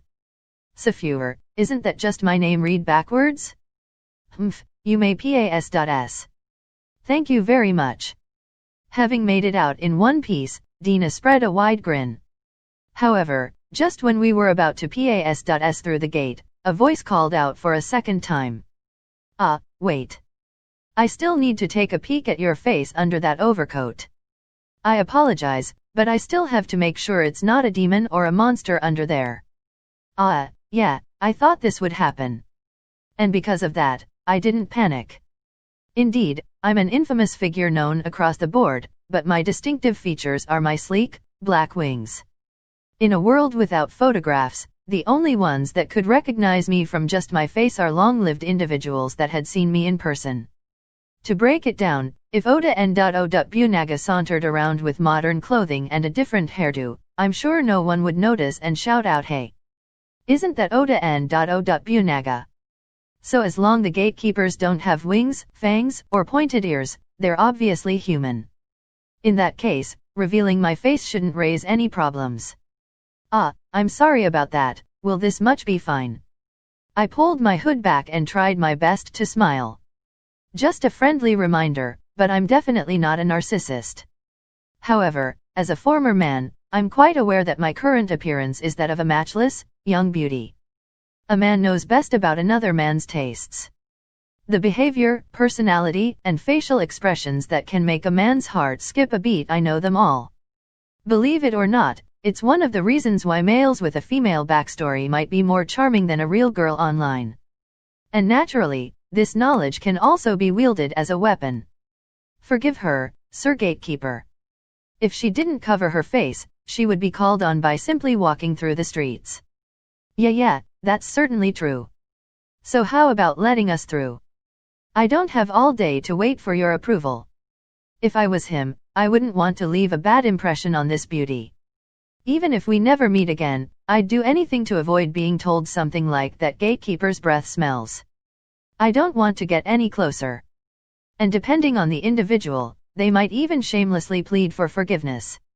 However, in this situation, there is only one right answer for a healthy man who can read the atmosphere. Oh, of course you can. By all means, please PAS.S through. Well, that's just how it works. I pulled my hood back on and finally crossed the border. On the opposite side of the gate, water stretched past as far as the eye could see. The gate merged with a single bridge stretching across the magnificent waters, and the royal capital laid on the other end. This country didn't exist when I had played the game. It's a young nation with only 200 years of history, its founder being none other than one of the 7 heroes of the rebellion, the Wisdom King, Migrez. According to Dina, the hero still PAS.SES his days in this country despite retiring from the throne. I thought about it as we walked. Migrez and I began playing the game at around the same time. There were times when we fooled around together and times when we fought as a party. Even during the decisive battle, not much had changed in our relations. H.I plus P. We knew the fight was just an act to revive the game's compet.I. It was nothing but a performance, and I just happened to be playing the villain. But when all is said and done, we were still the players who shared the joy of playing the same game. The real question is, who exactly is the Migrez of this world? Perhaps, is he the committed gamer I knew over the internet? Or perhaps, is he a different person, completely unrelated to my memories? And if that's the case, what had happened to his memories of fooling around with me? The Sword King, Alioth. The Beast King, Dubhi. The Smith King, Mizar. The Adventurer King, Fekta. The Wisdom King, Migrez. The Heavenly King, Merak. And last but not least, the Vampire Princess, Binit Ness. These were the players that I once partied with. Each representing one of the 7 major races, they were among the highest ranked players of the game. They are also individuals I must meet at all costs. Although the first 4 have passed away due to their shorter lifespans, the last 3 still remain in this world. There is something that I must find out. I need to know whether if there are others stranded in this abnormal situation, or if I'm alone in this predicament. So this is the country that Migrez founded himself. I raise my head. Gazing at the capital, the first word that comes to mind is water, a city of water. The large gate decorated with intricate patterns framed the entrance to the capital, and thanks to the higher elevation, the Metropolitan comes into clear view. That said, the fact that my eyesight has become abnormally sharp also helps, and I've grasped a general idea of the country's cityscape. At the heart of the capital, the royal castle stands surrounded by the lake's gentle waves. Bridges in all 4 directions then connect the castle to separate islands, and another bridge extends from each of the islands to the lands that make up Suvel's borders.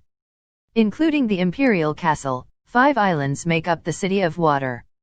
8 bridges then weave the separate pieces of land into a single structure. The cityscape working in perfect harmony with Earth's natural structures is quite the sight to behold and an impressive feat of human architecture. The lake's reflective surface sparkled in the sunlight, and the trees swayed in the wind. But there was more to Suvel than just its landscape. If you strained your eyes, you'll notice the curious, bee of light floating about the capital. Back in the game, magical power drifting through the air was called mana. That's probably it. The concentrated mana gave the area a strange presence. It was just what you would expect from the Wisdom King's country. The magical country of Suvel. It's a nation founded by an elf known as the Wisdom King, one of the 7 heroes. The area is renowned for its abnormal concentrations of mana and rapid advancements in magic and technology. It's where the magicians and scholars from the far corners of the world aspire to share their ideas. However, because of the abundance of mana, flugels rarely come to pay a visit. Rupasama, is your body holding up fine? Nothing's wrong. I'm not too sure about others of my kind, but as far as I'm concerned, it's actually rather pleasant. Hearing out Dina's concerns, I took a closer look at the mana around us.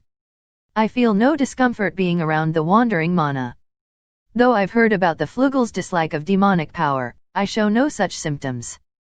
Perhaps race's distaste for mana is completely psychological? That would explain why I, who has no personal preference, am completely alright. So, about our next course of actions, where would you like to go after this? Naturally, to meet Migrez. I have a lot of things to ask him after all. Straight to the point, However, if anywhere, Migrez is most probably resting in the castle. You don't mean we're going to break in from the front, do you? I shook my head at Dina's words. In addition to the oncoming invasion of a magical beast, breaking into the castle would only add to the chaos. In which case, sneaking in, or waiting for him to leave the castle are much safer options. We would be much better off by gathering information first. Instead, I think we should slip in quietly. We shouldn't raise any unnecessary commotions as Dina implies. I'll slowly familiarize myself with the capital before inching towards our goal. This country is one of the largest storehouses of knowledge on the planet, which means there will definitely be a place where I can read up on the world's history. I know too little of the 200 years that said without me. First, I'd like to cover up for my lack of knowledge. In that aspect, it's fairly convenient for Ares to have chosen this city to attack. Let's see, looking for a library comes first.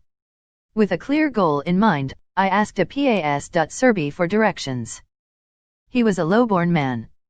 He wandered aimlessly, but he set his eyes upon the skies far above him. One day, that's where I'd like to stand specifically. I'd like to be able to stand somewhere around 50th on the daily ranking. So the man leaped, believing that he could fly the way he was now. He soared a bit too high.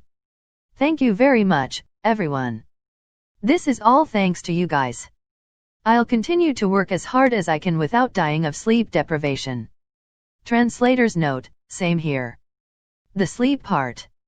Library? The libraries are at the Eastern Islands. Is this your first time in this country? I asked a friendly, yet stern human for directions. He was bald, had a thick set of eyebrows, and looked straight at us with a pair of bright eyes. Scars lined his face and a thick scabbard gripped tightly to his back. All of this in addition to his worn-down armor gave him the typical appearance of a mercenary. However, I deemed that he was a sociable man from his vigorous smile. It was an expression that drowned out his fearful appearance, replacing it with a warm and fuzzy sensation. That was the kind of man he was. The eastern area, that means, this is the western island, so you'll have to cross the bridge on your right. The eastern area is where scholars and students meet. Schools, libraries, museums, and pretty much anything else having to do with knowledge is probably over there. Dina and I nod in understanding. It seems that each of the 4 islands play different roles in the nation. Just hearing this tickles my sense of adventure. Once we've flipped through the libraries, we should have a look around. Thank you very much. We will be on our way. Hey. Wait a second, miss, don't tell me you're planning to walk there, are you? It's getting dark, you know. The man called us to a stop. Then, he slipped a map out from his pocket and began explaining. The country's fairly large. A single island is about 500 square kilometers by itself. With the royal castle and the bridges, the nation covers somewhere around 2,500 square kilometers. It'll take decades for you to get to the other side on foot. Then how does everyone get around? We take the monorail. Come along, I'll show you to the terminal. A monorail, huh? That's a modern approach for a change. Well, it's not like this world doesn't have the concept of science in the first place.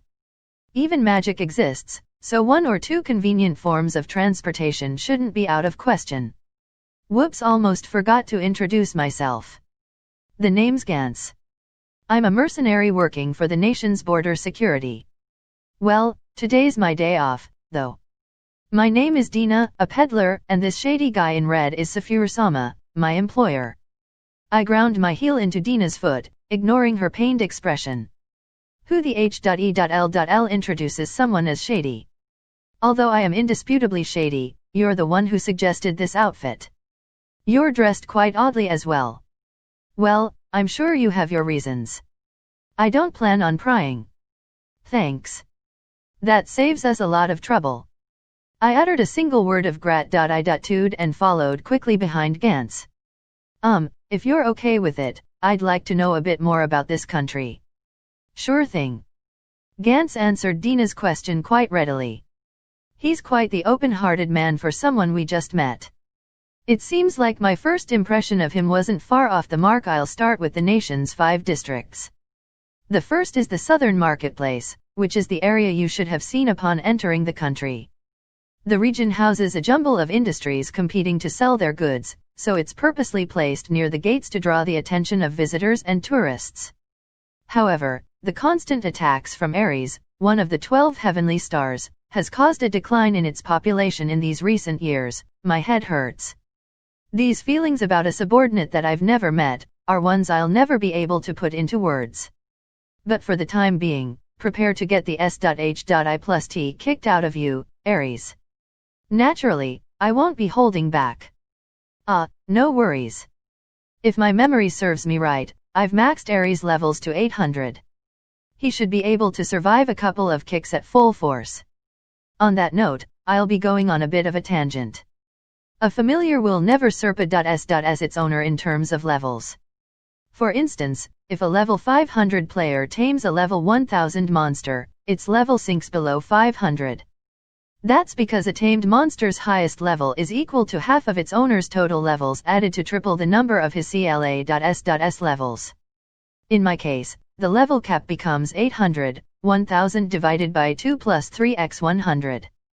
Then again, even if the formula produces a number higher than the tamer's level, e.g. if a tamer is level 100 with 100 CLA.S levels, theoretically, they would have a 350 level cap. The player's levels act as the limit instead. In simpler terms, a tamed monster will never surp as its owner in strength. With some simple math, you'll find that a familiar's level matches its owner's until level 600 A.S. Summing that their CLA.S level is capped at 100. By level 700, familiars are rendered little to no use, and most tamers join parties. Furthermore, monster tamers are only capable maintaining a single familiar at a time. Taming 100 familiars doesn't change the fact that you can't summon an army. Granted, familiars stronger than players would also destroy the game's balance. Solo players would run rampant, and the game would crumble as an MMO. In the first place, the cash shop can resolve some of these problems to some extent, and producing a level 1000 familiar isn't unattainable. However, truth be told, your best option as a tamer remains unchanged. The eastern areas make up the educational district. This one you already know from our earlier conversation, so I'll leave it out. Next up is the industrial district to the west, where magical engines, tools, and the monorails we'll be riding are manufactured. Although it's nothing in comparison to the artisan nation of Brutgung, the location is famous for its dense population of skilled mechanics. Magical engines, Brutgung, both are things I've never heard of. I whispered into Dina's ear as he continued to explain. Both are names that I have no knowledge of. At the very least, it wasn't vocabulary from the game. Having voiced my uncertainties, Dina began filling me in a similarly low voice. The magical engine is something Migrez invented 20 years ago. It's machinery that uses mana as its source of fuel. In addition to being incredibly cheap to fuel, its power efficiency is many times that of coal. It's a novel piece of machinery that has drawn quite some attention. However, it's especially unpopular with flugels, so it has yet to completely rob coal's place in the industry. So that's what it was. It's this world's substitute for petroleum or kerosene. Though I don't know how abundant mana is, they'll eventually exhaust the land's natural reserves. Or perhaps, is mana an infinite resource? I'll have to relearn common sense here. Brutgung is a nation founded by another of the 7 heroes, the Smith King, Mizar. It's a great settlement of dwarves and artisans alike. In fact, the majority of the world's industrial goods are manufactured and exported from this country alone. I see. Manufacturing, the subject is yet another unexplored territory for me. But having received my answer, I redirected my attention back to Gant's explanation. The northern island serves as the residential district. Most residences are concentrated in that area. Being the island furthest away from the country's gates, it is currently the second safest location in the country. Why second safest? Wouldn't it be the safest if it's the furthest? The thing is, miss, monsters don't just come through the gate like good citizens like you. While the lake does serve as a natural fortress, there's no guarantee that monsters won't come and bite us from behind. In reality, monsters that fly or swim can completely ignore the gates. His logic is quite straightforward. Just as he implies, there aren't monsters kind enough to challenge the border patrol as a courtesy. Rather, I find it strange that they don't invade via water. As if reading my mind, Gantz jumped into another explanation. That said, coming through the gates might still be a better tactic. The lake that incumpa.s.ses the nation is actually a ma.s.civ water golem that migrez sama trans.m.u.ted. Pretty amazing, right? The lake that protects the nation is actually the ultimate defense, almost like a guardian deity. I am honestly impressed. Although I am also a level-capped alchemist, the thought of trans.m.u.ting an entire lake never crossed my mind. But since this isn't a game confined to a display, anything goes. In a game, lines of code limit what you can and cannot do. However, this is reality. And in reality, there are no restrictions that determine what will or will not register as trans.m.u.tashin material, whether it's a gust of wind or a body of water. Maybe I'll give it a try when I have the chance. But a water golem, huh? In any case, Migrez made something quite interesting. Mana-infused water should be a quality trans.m.u.tashin material. It wouldn't be odd for such a golem to achieve the level cap. Let's see, why don't we just take a look for ourselves? Observing I.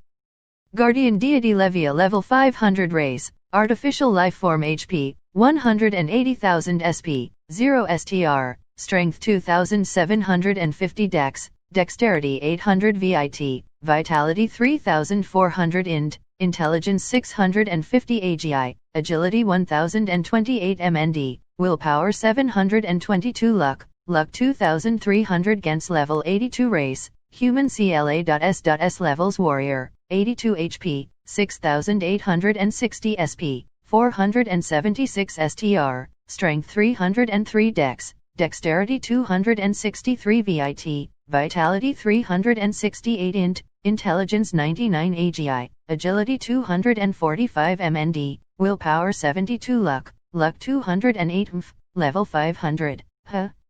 Bearing in mind that this World Sword Saint is level 120, that's laudable amount of strength. Above all, using the entire lake has really jacked up its HP. I mean, 18,000 HP at level 500? Is this a bug? Especially for golems, who can't make use of status enhancement items, these numbers are outrageous. Normally, a level 500, mana-infused water golem's HP would amount to somewhere around 50,000 points. A pure water golem would have a slight advantage in HP, but it isn't significant. Producing one with 180,000 is a completely different story. It's definitely a feat worthy of praise as the Wisdom King. On the other hand, Gantz is just a newbie warrior. Ah, well, using our level 120 Sword Saint as a reference, doesn't that make him incredibly strong? Well, at least he's not weak. I think. Gantz continued explaining. Lastly, the central island is composed of the N.O.Bli district.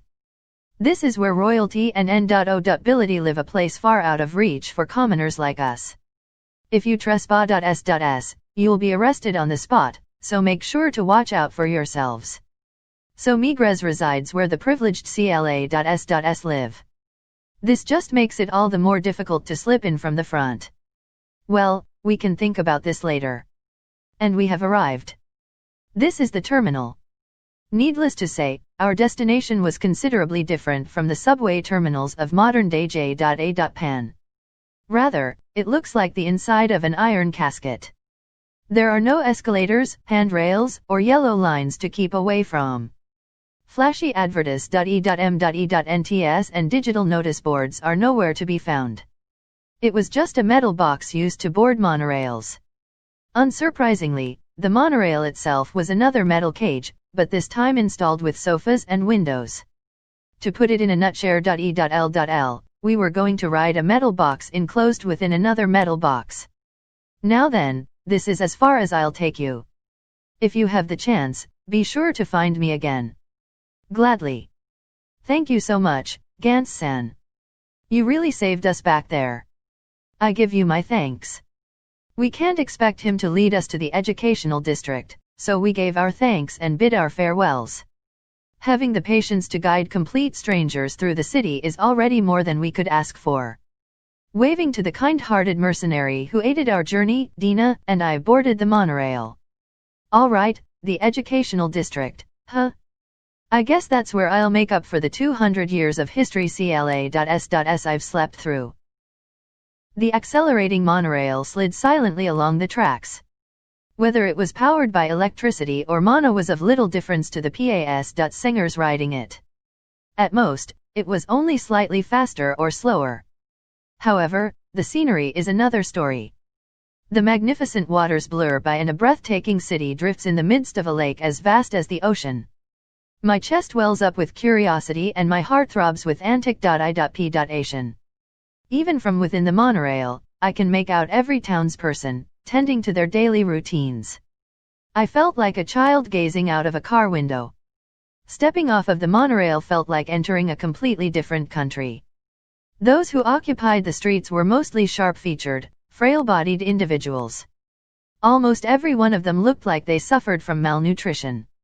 So much that you can't help but worry that their thin frames might collapse at any moment. However, what especially caught my eyes were the long-eared beauties elves. In the game, elves typically never left the forest, secluding themselves in the thickest parts of the woods. But some things sure have changed 200 years into this new era. Now, I could catch sight of elves strolling downtown, or making small talk with members of the human race. I could have sworn I even spotted a middle-aged human and a young elf holding hands in public. But keep in mind that human and elf lifespans are different. That's why when cleverly worded, you might not realize that the elf might have lived a far longer life. In simpler terms, he's tied the knot with a timeless beauty. I hope he dies alone. We found the library immediately. Luckily for me, the grand building was placed just steps away from the terminal. Moreover, the library towered over its surrounding buildings, easily making it the tallest structure on the block. I slipped through the entrance and made my way inside. Midway, a female librarian cast me a sideways glance, but didn't say anything in particular. The library is a public s.p.a.ce after all. As long as I don't break any rules, there's no reason to question me. It was a circular hall with desks lined throughout the middle. Shelves upon shelves stacked against the wall and books crowded their s.p.a.ces. Of course, this was not to say that the room was sealed off. There were proper walkways leading in and out of the hall so that it wasn't suffocating. I headed towards the history shelves and scanned over the t.i.tles. Record of Midgard's Genesis YG.O.Disalovinas created the world history of Midgard, the birth of the seven races, record of Midgard's wars from the appearance of the demon race to the present day. These volumes shouldn't really matter. They aren't events of the last 200 years and probably won't vary much from the game I knew. What I really want to know are the happenings after my supposed death. The Black-Winged Overlord, Rupasmoffel's military prowess, legendary figures of the past. Rupasmoffel historical A.N.A. Was Rupasmoffel really evil? Rupasmoffel, the only ruler to achieve world domination. This area's packed with books about myself. I'm curious to know how I'm perceived by society, so I'll take the legendary figures and the historical A.N.A. volumes and move on to the next section. And I'm really starting to appreciate telekinesis. I would have leveled it to 100 instead of 50 if I had known it was this convenient. That said, the Esper CLA.S.S didn't yield the greatest results in combat, and sorting through books wasn't something done in the game. The 7 heroes, brave warriors who defeated the Black-Winged Overlord, the 7 heroes' glories and follies, legendary figures of the past, Alioth, legendary figures of the past, Dubhi, legendary figures of the past, Mizar, legendary figures of the past, Fekta, mankind's rise and fall. Was humanity mistaken? Death to the 7 heroes. Historian Williams talks about mankind's greatest blunder. These shelves handle the history of the 7 heroes, meaning it'll talk about the 200 years I've missed out on. Come to think of it, the reason why Migrez and some others aren't included in the figures of the past is most likely because they're still alive. Living legends can't become figures of the past. Leaving that aside, a number of volumes openly criticized the 7 heroes. Was that really acceptable?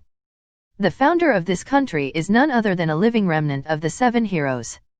Despite his retirement from the throne, there's no escaping the fact that he was a hero of the legends. I wouldn't find it strange if the author was charged with treason. Hee, surprised? Turns out you aren't actually held in such negative light. True, it's strange. And I thought I played a cold-blooded villain that toppled nations for fun. Well, while there are books written from that perspective, the initial fear has faded with time. At this point in time, some even see your era as one of peace and prosperity, a time when wars were non-existent, and there was no reason to fear the demon race. Above all, Rupa-sama wasn't such a heartless tyrant to begin with. I was partly able to accept Dina's words. This is to say that I can understand the public's thoughts to a certain degree. Just a guess, but Rupas is being treated as a historical figure like Napoleon or N.O. If you think back to it, Oda N.O. did some messed up as.H.I+T back then. But nowadays, people see him in a new light, often describing his character as cool or bada.s.s. He has even been handpicked as the protagonist of a number of comics, riling up a large fan base. For the people who tasted the horrors of N.O. firsthand, such things are unimaginable. However, for those who perceive history from a textbook, it's nothing more than a heartwarming story. Therefore, we can safely assume that the author of this book wasn't an elf. Well, I guess it's time to hit the books. I'll be secluding myself for a while. What about you, Dina? Naturally, I'll be joining you. There are some books I'd like to read as well. Oh? What kind? This. Gunboy, Killed in Action, Volume 1. Gunboy dies on the ground. A light novel. Forgive me, but let's get this straight. Why the H.E.L.L. does the first volume kill off the protagonist in the T.I.T.L.E. of the novel? Well, it does make me oddly curious in its own regard. By the way, the second volume, Tragedy, Death on the Battlefield, and the third, Death by Chance, are also masterpieces. Don't they all just die? I pushed down my sudden urge to read them and settled into one of the chairs. First, I'd like to research the 200 years of my absence. Having a clear goal in mind, I flipped a book open. Let's see. The G.O. Disolovinas was one who governed the forces of water and money. Legends tell of a peerless beauty adorned with striking eyes and hair the color of the sea. Others tell of golden locks of hair that glistened like moonlight. Some say she was a benevolent G.O. Dis who loved all in the world she created. Others recall a deity who held scorn for the repugnant races that tainted her name. Wrong book. I returned the volume to its rightful shelf. This time, I made sure I was holding the right T.I.T.L.E. Rupa's Mafal. 200 years ago, a supreme being brought the unification of the world. Her untarnished skin, sleek black wings, and alluring figure made her an unparalleled beauty on the face of Midgard. Such were the words of Merak, one of the 7 heroes. Powerfully, she pressed forward. Whether they be man, beast, or even demons, all cowered under her rule. Yet to this day, her motivation to rule the world is still shrouded in mystery. However, the people of that time knew that although Rupa's Mafal was a ruthless conqueror, she was by no means a heartless tyrant. Despite using brute force to unite the world, never did she abuse her power. N.O. Bless oblige. The N.O. ability's duty to society. In exchange for power, a ruler holds the obligation to serve the common people. Such were the overlord's favorite words, according to an elf of the time. Even if lands were obtained through military power, a ruler has the duty to ensure the people's protection. An overlord bore the responsibility to ensure the lives, the futures, and the prospects of his citizens and their offspring. Rupa's Mafal preached such ideals. Being an ambitious conqueror, perhaps such words were hypocritical. In fact, those who opposed her accused her so. However, the fact that she never imposed unreasonable burdens upon her countrymen was also an indisputable truth. On the contrary, the overlord had overthrown corrupt rulers on several occasions. Rupa's Mafal was not a woman of virtue. However, as to whether she was really wicked, is a question often raised by the scholars of today. So then why did she conquer the world? Such is a mystery yet to be uncovered. The only ones aware of the truth being the 12 heavenly stars, fearsome enemies of mankind, we have little chance of finding out. But considering her actions as a monarch, perhaps she did not conquer out of selfish desires. We don't know the facts. But what we do know is that we, as mankind, rejected, overthrew, and cast away her rule. However, these actions did not mark the dawn of mankind's new era. Instead, they ended up pleasing the demon race. The 7 great races were not the only ones that felt threatened by Rupa's Mafal. Demons also feared and kept wary of this powerful being. Dreading the power of the black-winged overlord, her 12 generals, and the heroes of mankind, the demon race had hid themselves away. Losing their greatest threat, the demon race jumped at the opportunity. On the other hand, mankind dispersed without the Rupa's rule. In response, the warriors of the day stood in defense. However, the 7 heroes had lost their original unity, and the scuffles almost always ended in Cruise.H.I+NG defeat. Hence, demons claimed 60% of the world, Pus.H.I+NG mankind into a tight corner. Today, mankind occupies a mere 30% of the world, a number that continues to diminish as we struggle for survival. The 7 heroes were reduced to 3, and they barely preserve the balance of our world, something that could crumble at a moment's notice. A temporary peace like a calm before a storm. The world we know could come to ruin as I write these pointless ponderings of a single man. Yet, humanity has not a single idea of how to break out of this deadlock. The world is on the verge of collapse? Having reached this point in the book, I was less surprised than I thought I would be. While I did know the Demon King was going strong enough for countries to resort to hero summonings, I had yet to take it to heart. Expecting a hero to come along and solve the world's problems was about as far as I got. I mean, at a glimpse, the countryside looks like the very definition of peace. You wouldn't expect the world to be on the edge of destruction. But this is the first time I've heard about mankind's decreasing territory. Well, actually, I did have some doubts, like how the nations were kind of small, and how the entire country of Suvelle could easily fit inside of Hokkaido. However, countries often being nothing more than slightly larger cities in games, I could easily dismiss those doubts. Well, that's just what it boils down to. I was naive. The world is in some pretty deep S.H.I+T. Then again, perhaps this was the obvious outcome.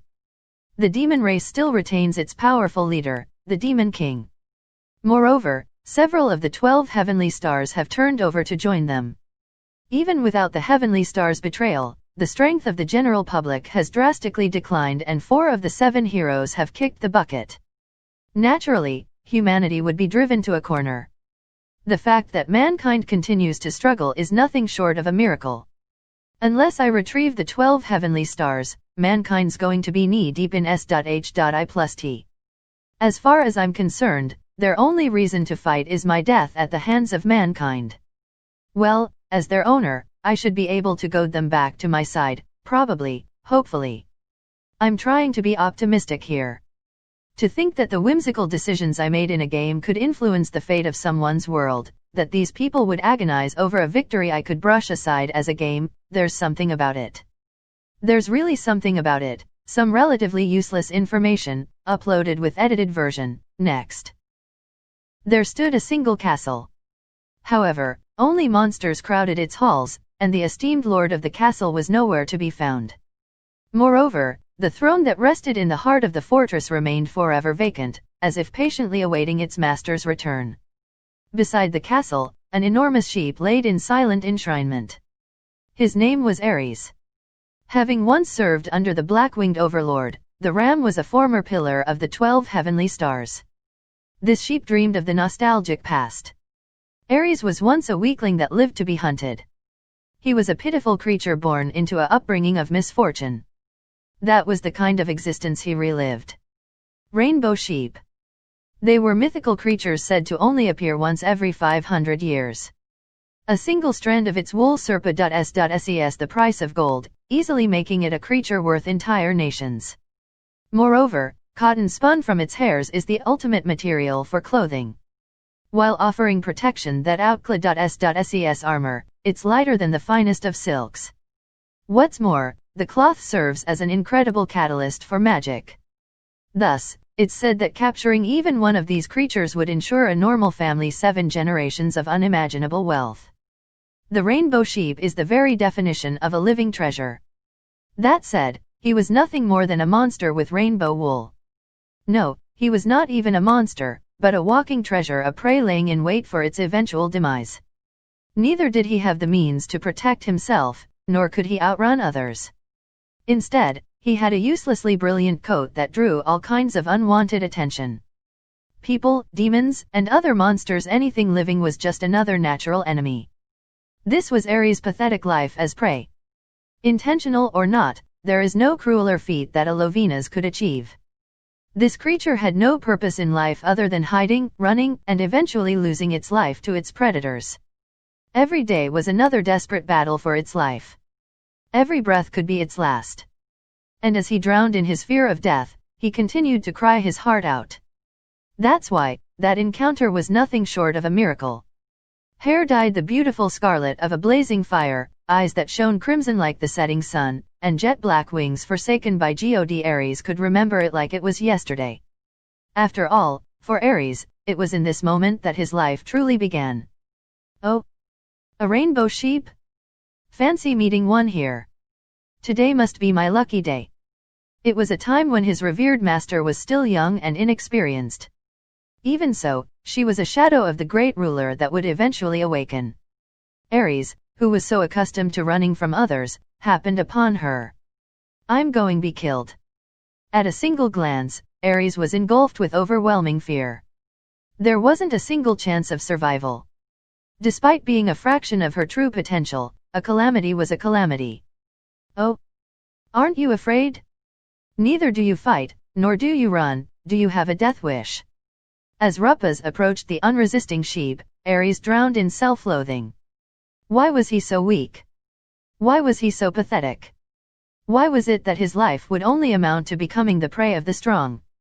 Even now, all he could do was stand frozen in fear, waiting for his untimely death. It was so pathetic. So you cry. Now, Ares noticed the warm tears streaming down his face. So he cried. He cried hot tears of misery and self-loathing, and he yelled at the injustices of the world. However, instead of pouncing on her prey, young girl asked the cowering weakling a question. What do you gain from those tears? Gratification? The satisfaction of self-pity and regret? Ridiculous. If you can shriek in such misery, then lob one last pebble. Shout one last insult.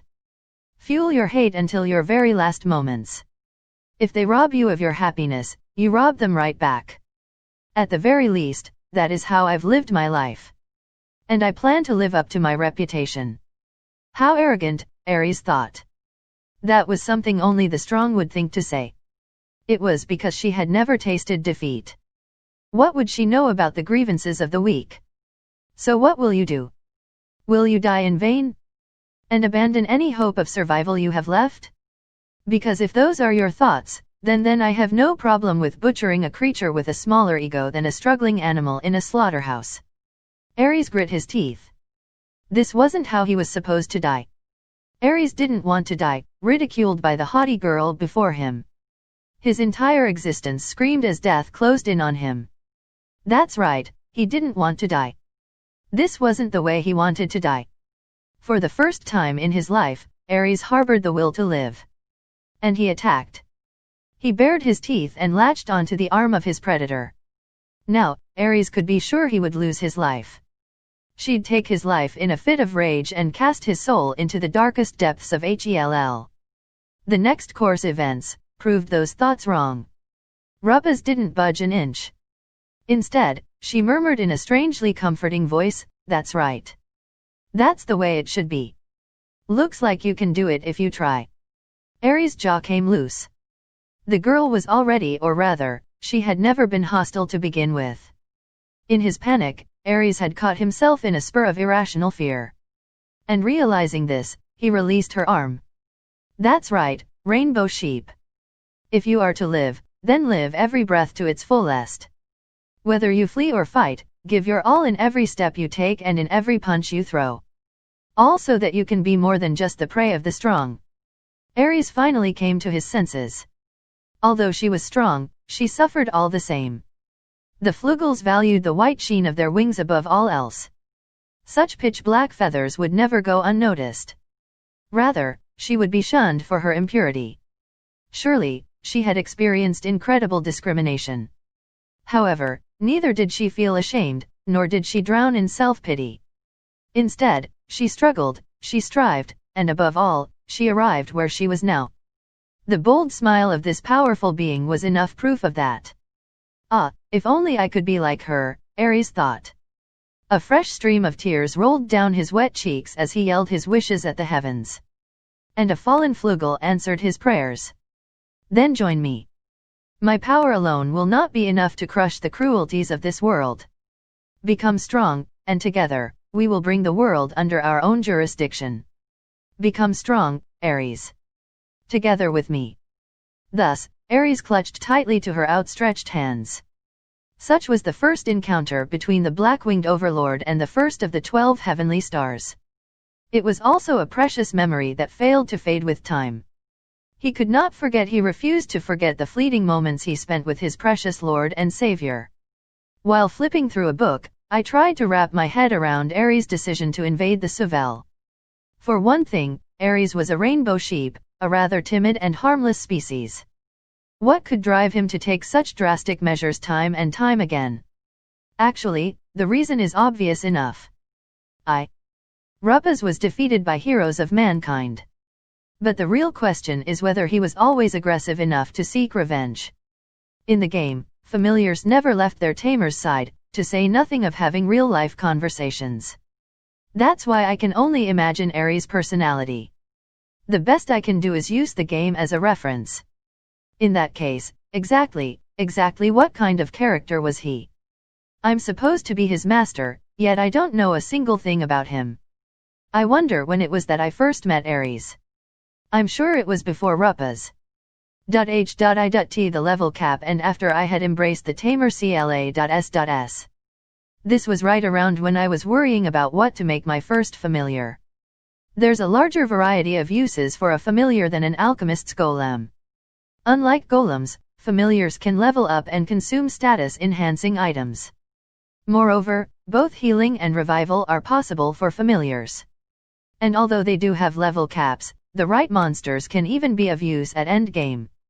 At the time, I thought a dragon, being both powerful and flashy, would be ideal. However, fate brought me a feeble sheep, the exact opposite of what I was looking for. What's more, it was a unique monster that developers probably just designed for kicks. Not a single sighting had been reported since the update, so rumor had it that it was just a joke in poor taste. Upon meeting this creature, I attempted to tame it. G.O.D knows why the sheep refused to run, and when it finally attacked, my health barely dipped. Even so, it was my first familiar and I grew attached to it. So I began dumping status enhancements into my newfound familiar. In exchange, I could shear the rainbow wool from Ares' back. This fetched a hefty price on the marketplace, with which I could purchase more status enhancement items. With this constant income, I fed Ares one skill after another, and his weak self disappeared without a trace. Even after hitting the level cap, Ares continued to save my A.S.S time and again. That said, the Calamity CLA.S.S monsters I later tamed overpowered Ares even without enhancements, which would leave me slightly discouraged. Now that I think of it, I've known Ares for the longer than anyone else in the game. This was before I even met my guild members, and far before we established a nation. I wonder, just what did Ares experience for the past 200 years? Was it fury? Or perhaps, was it grief? Either way, his emotions were enough to drive him to seek revenge. Although I do appreciate the feelings, it's all the more reason to stop him. Even then, I can't help but wonder who would emerge victorious. In terms of pure strength, Migres has an edge, but I'm sure Ares wouldn't go down without a fight. Seeing that mankind is on the verge of extinction, I wouldn't be surprised if Ares was plotting something. Fortunately, I'm here to intervene. That sobbing sheep. My lips formed words on their own. Sobbing sheep? I remember nothing of the sort. The words that rolled off my tongue felt so natural, yet I couldn't recall a single thing. No, that's wrong. I know. I remember. The body I reside in still recalls the frail sheep that wished to be strong. Although I did not remember, what still remained of Rupes continued to cling to this memory. There's no longer a reason to waver. Rupes and my intentions line up perfectly. I will kick Ares back into submission and offer him the same hand I had before. Don't worry, I would never forget you. Even if I lost my memory or my life, You are the one I would never forget. That's why. I beg you to stop crying, Aries. Orc, Aries. Translator's note: when Rupaz comes to realize that her memories are returning, Rupaz and our protagonist's voices start to overlap. They start saying the same thing in different ways, showing that both personalities coincide. The reason why I've omitted this is because it would be impossible, or at least really difficult, to mirror this feeling in English. For example, the sentences, which I've omitted from the translation. Meaning, "Come with me," are two phrases that say the exact same thing. However, the way they refer to themselves, and allow us to differentiate between them. Or is more modern, while sounds ancient. Next.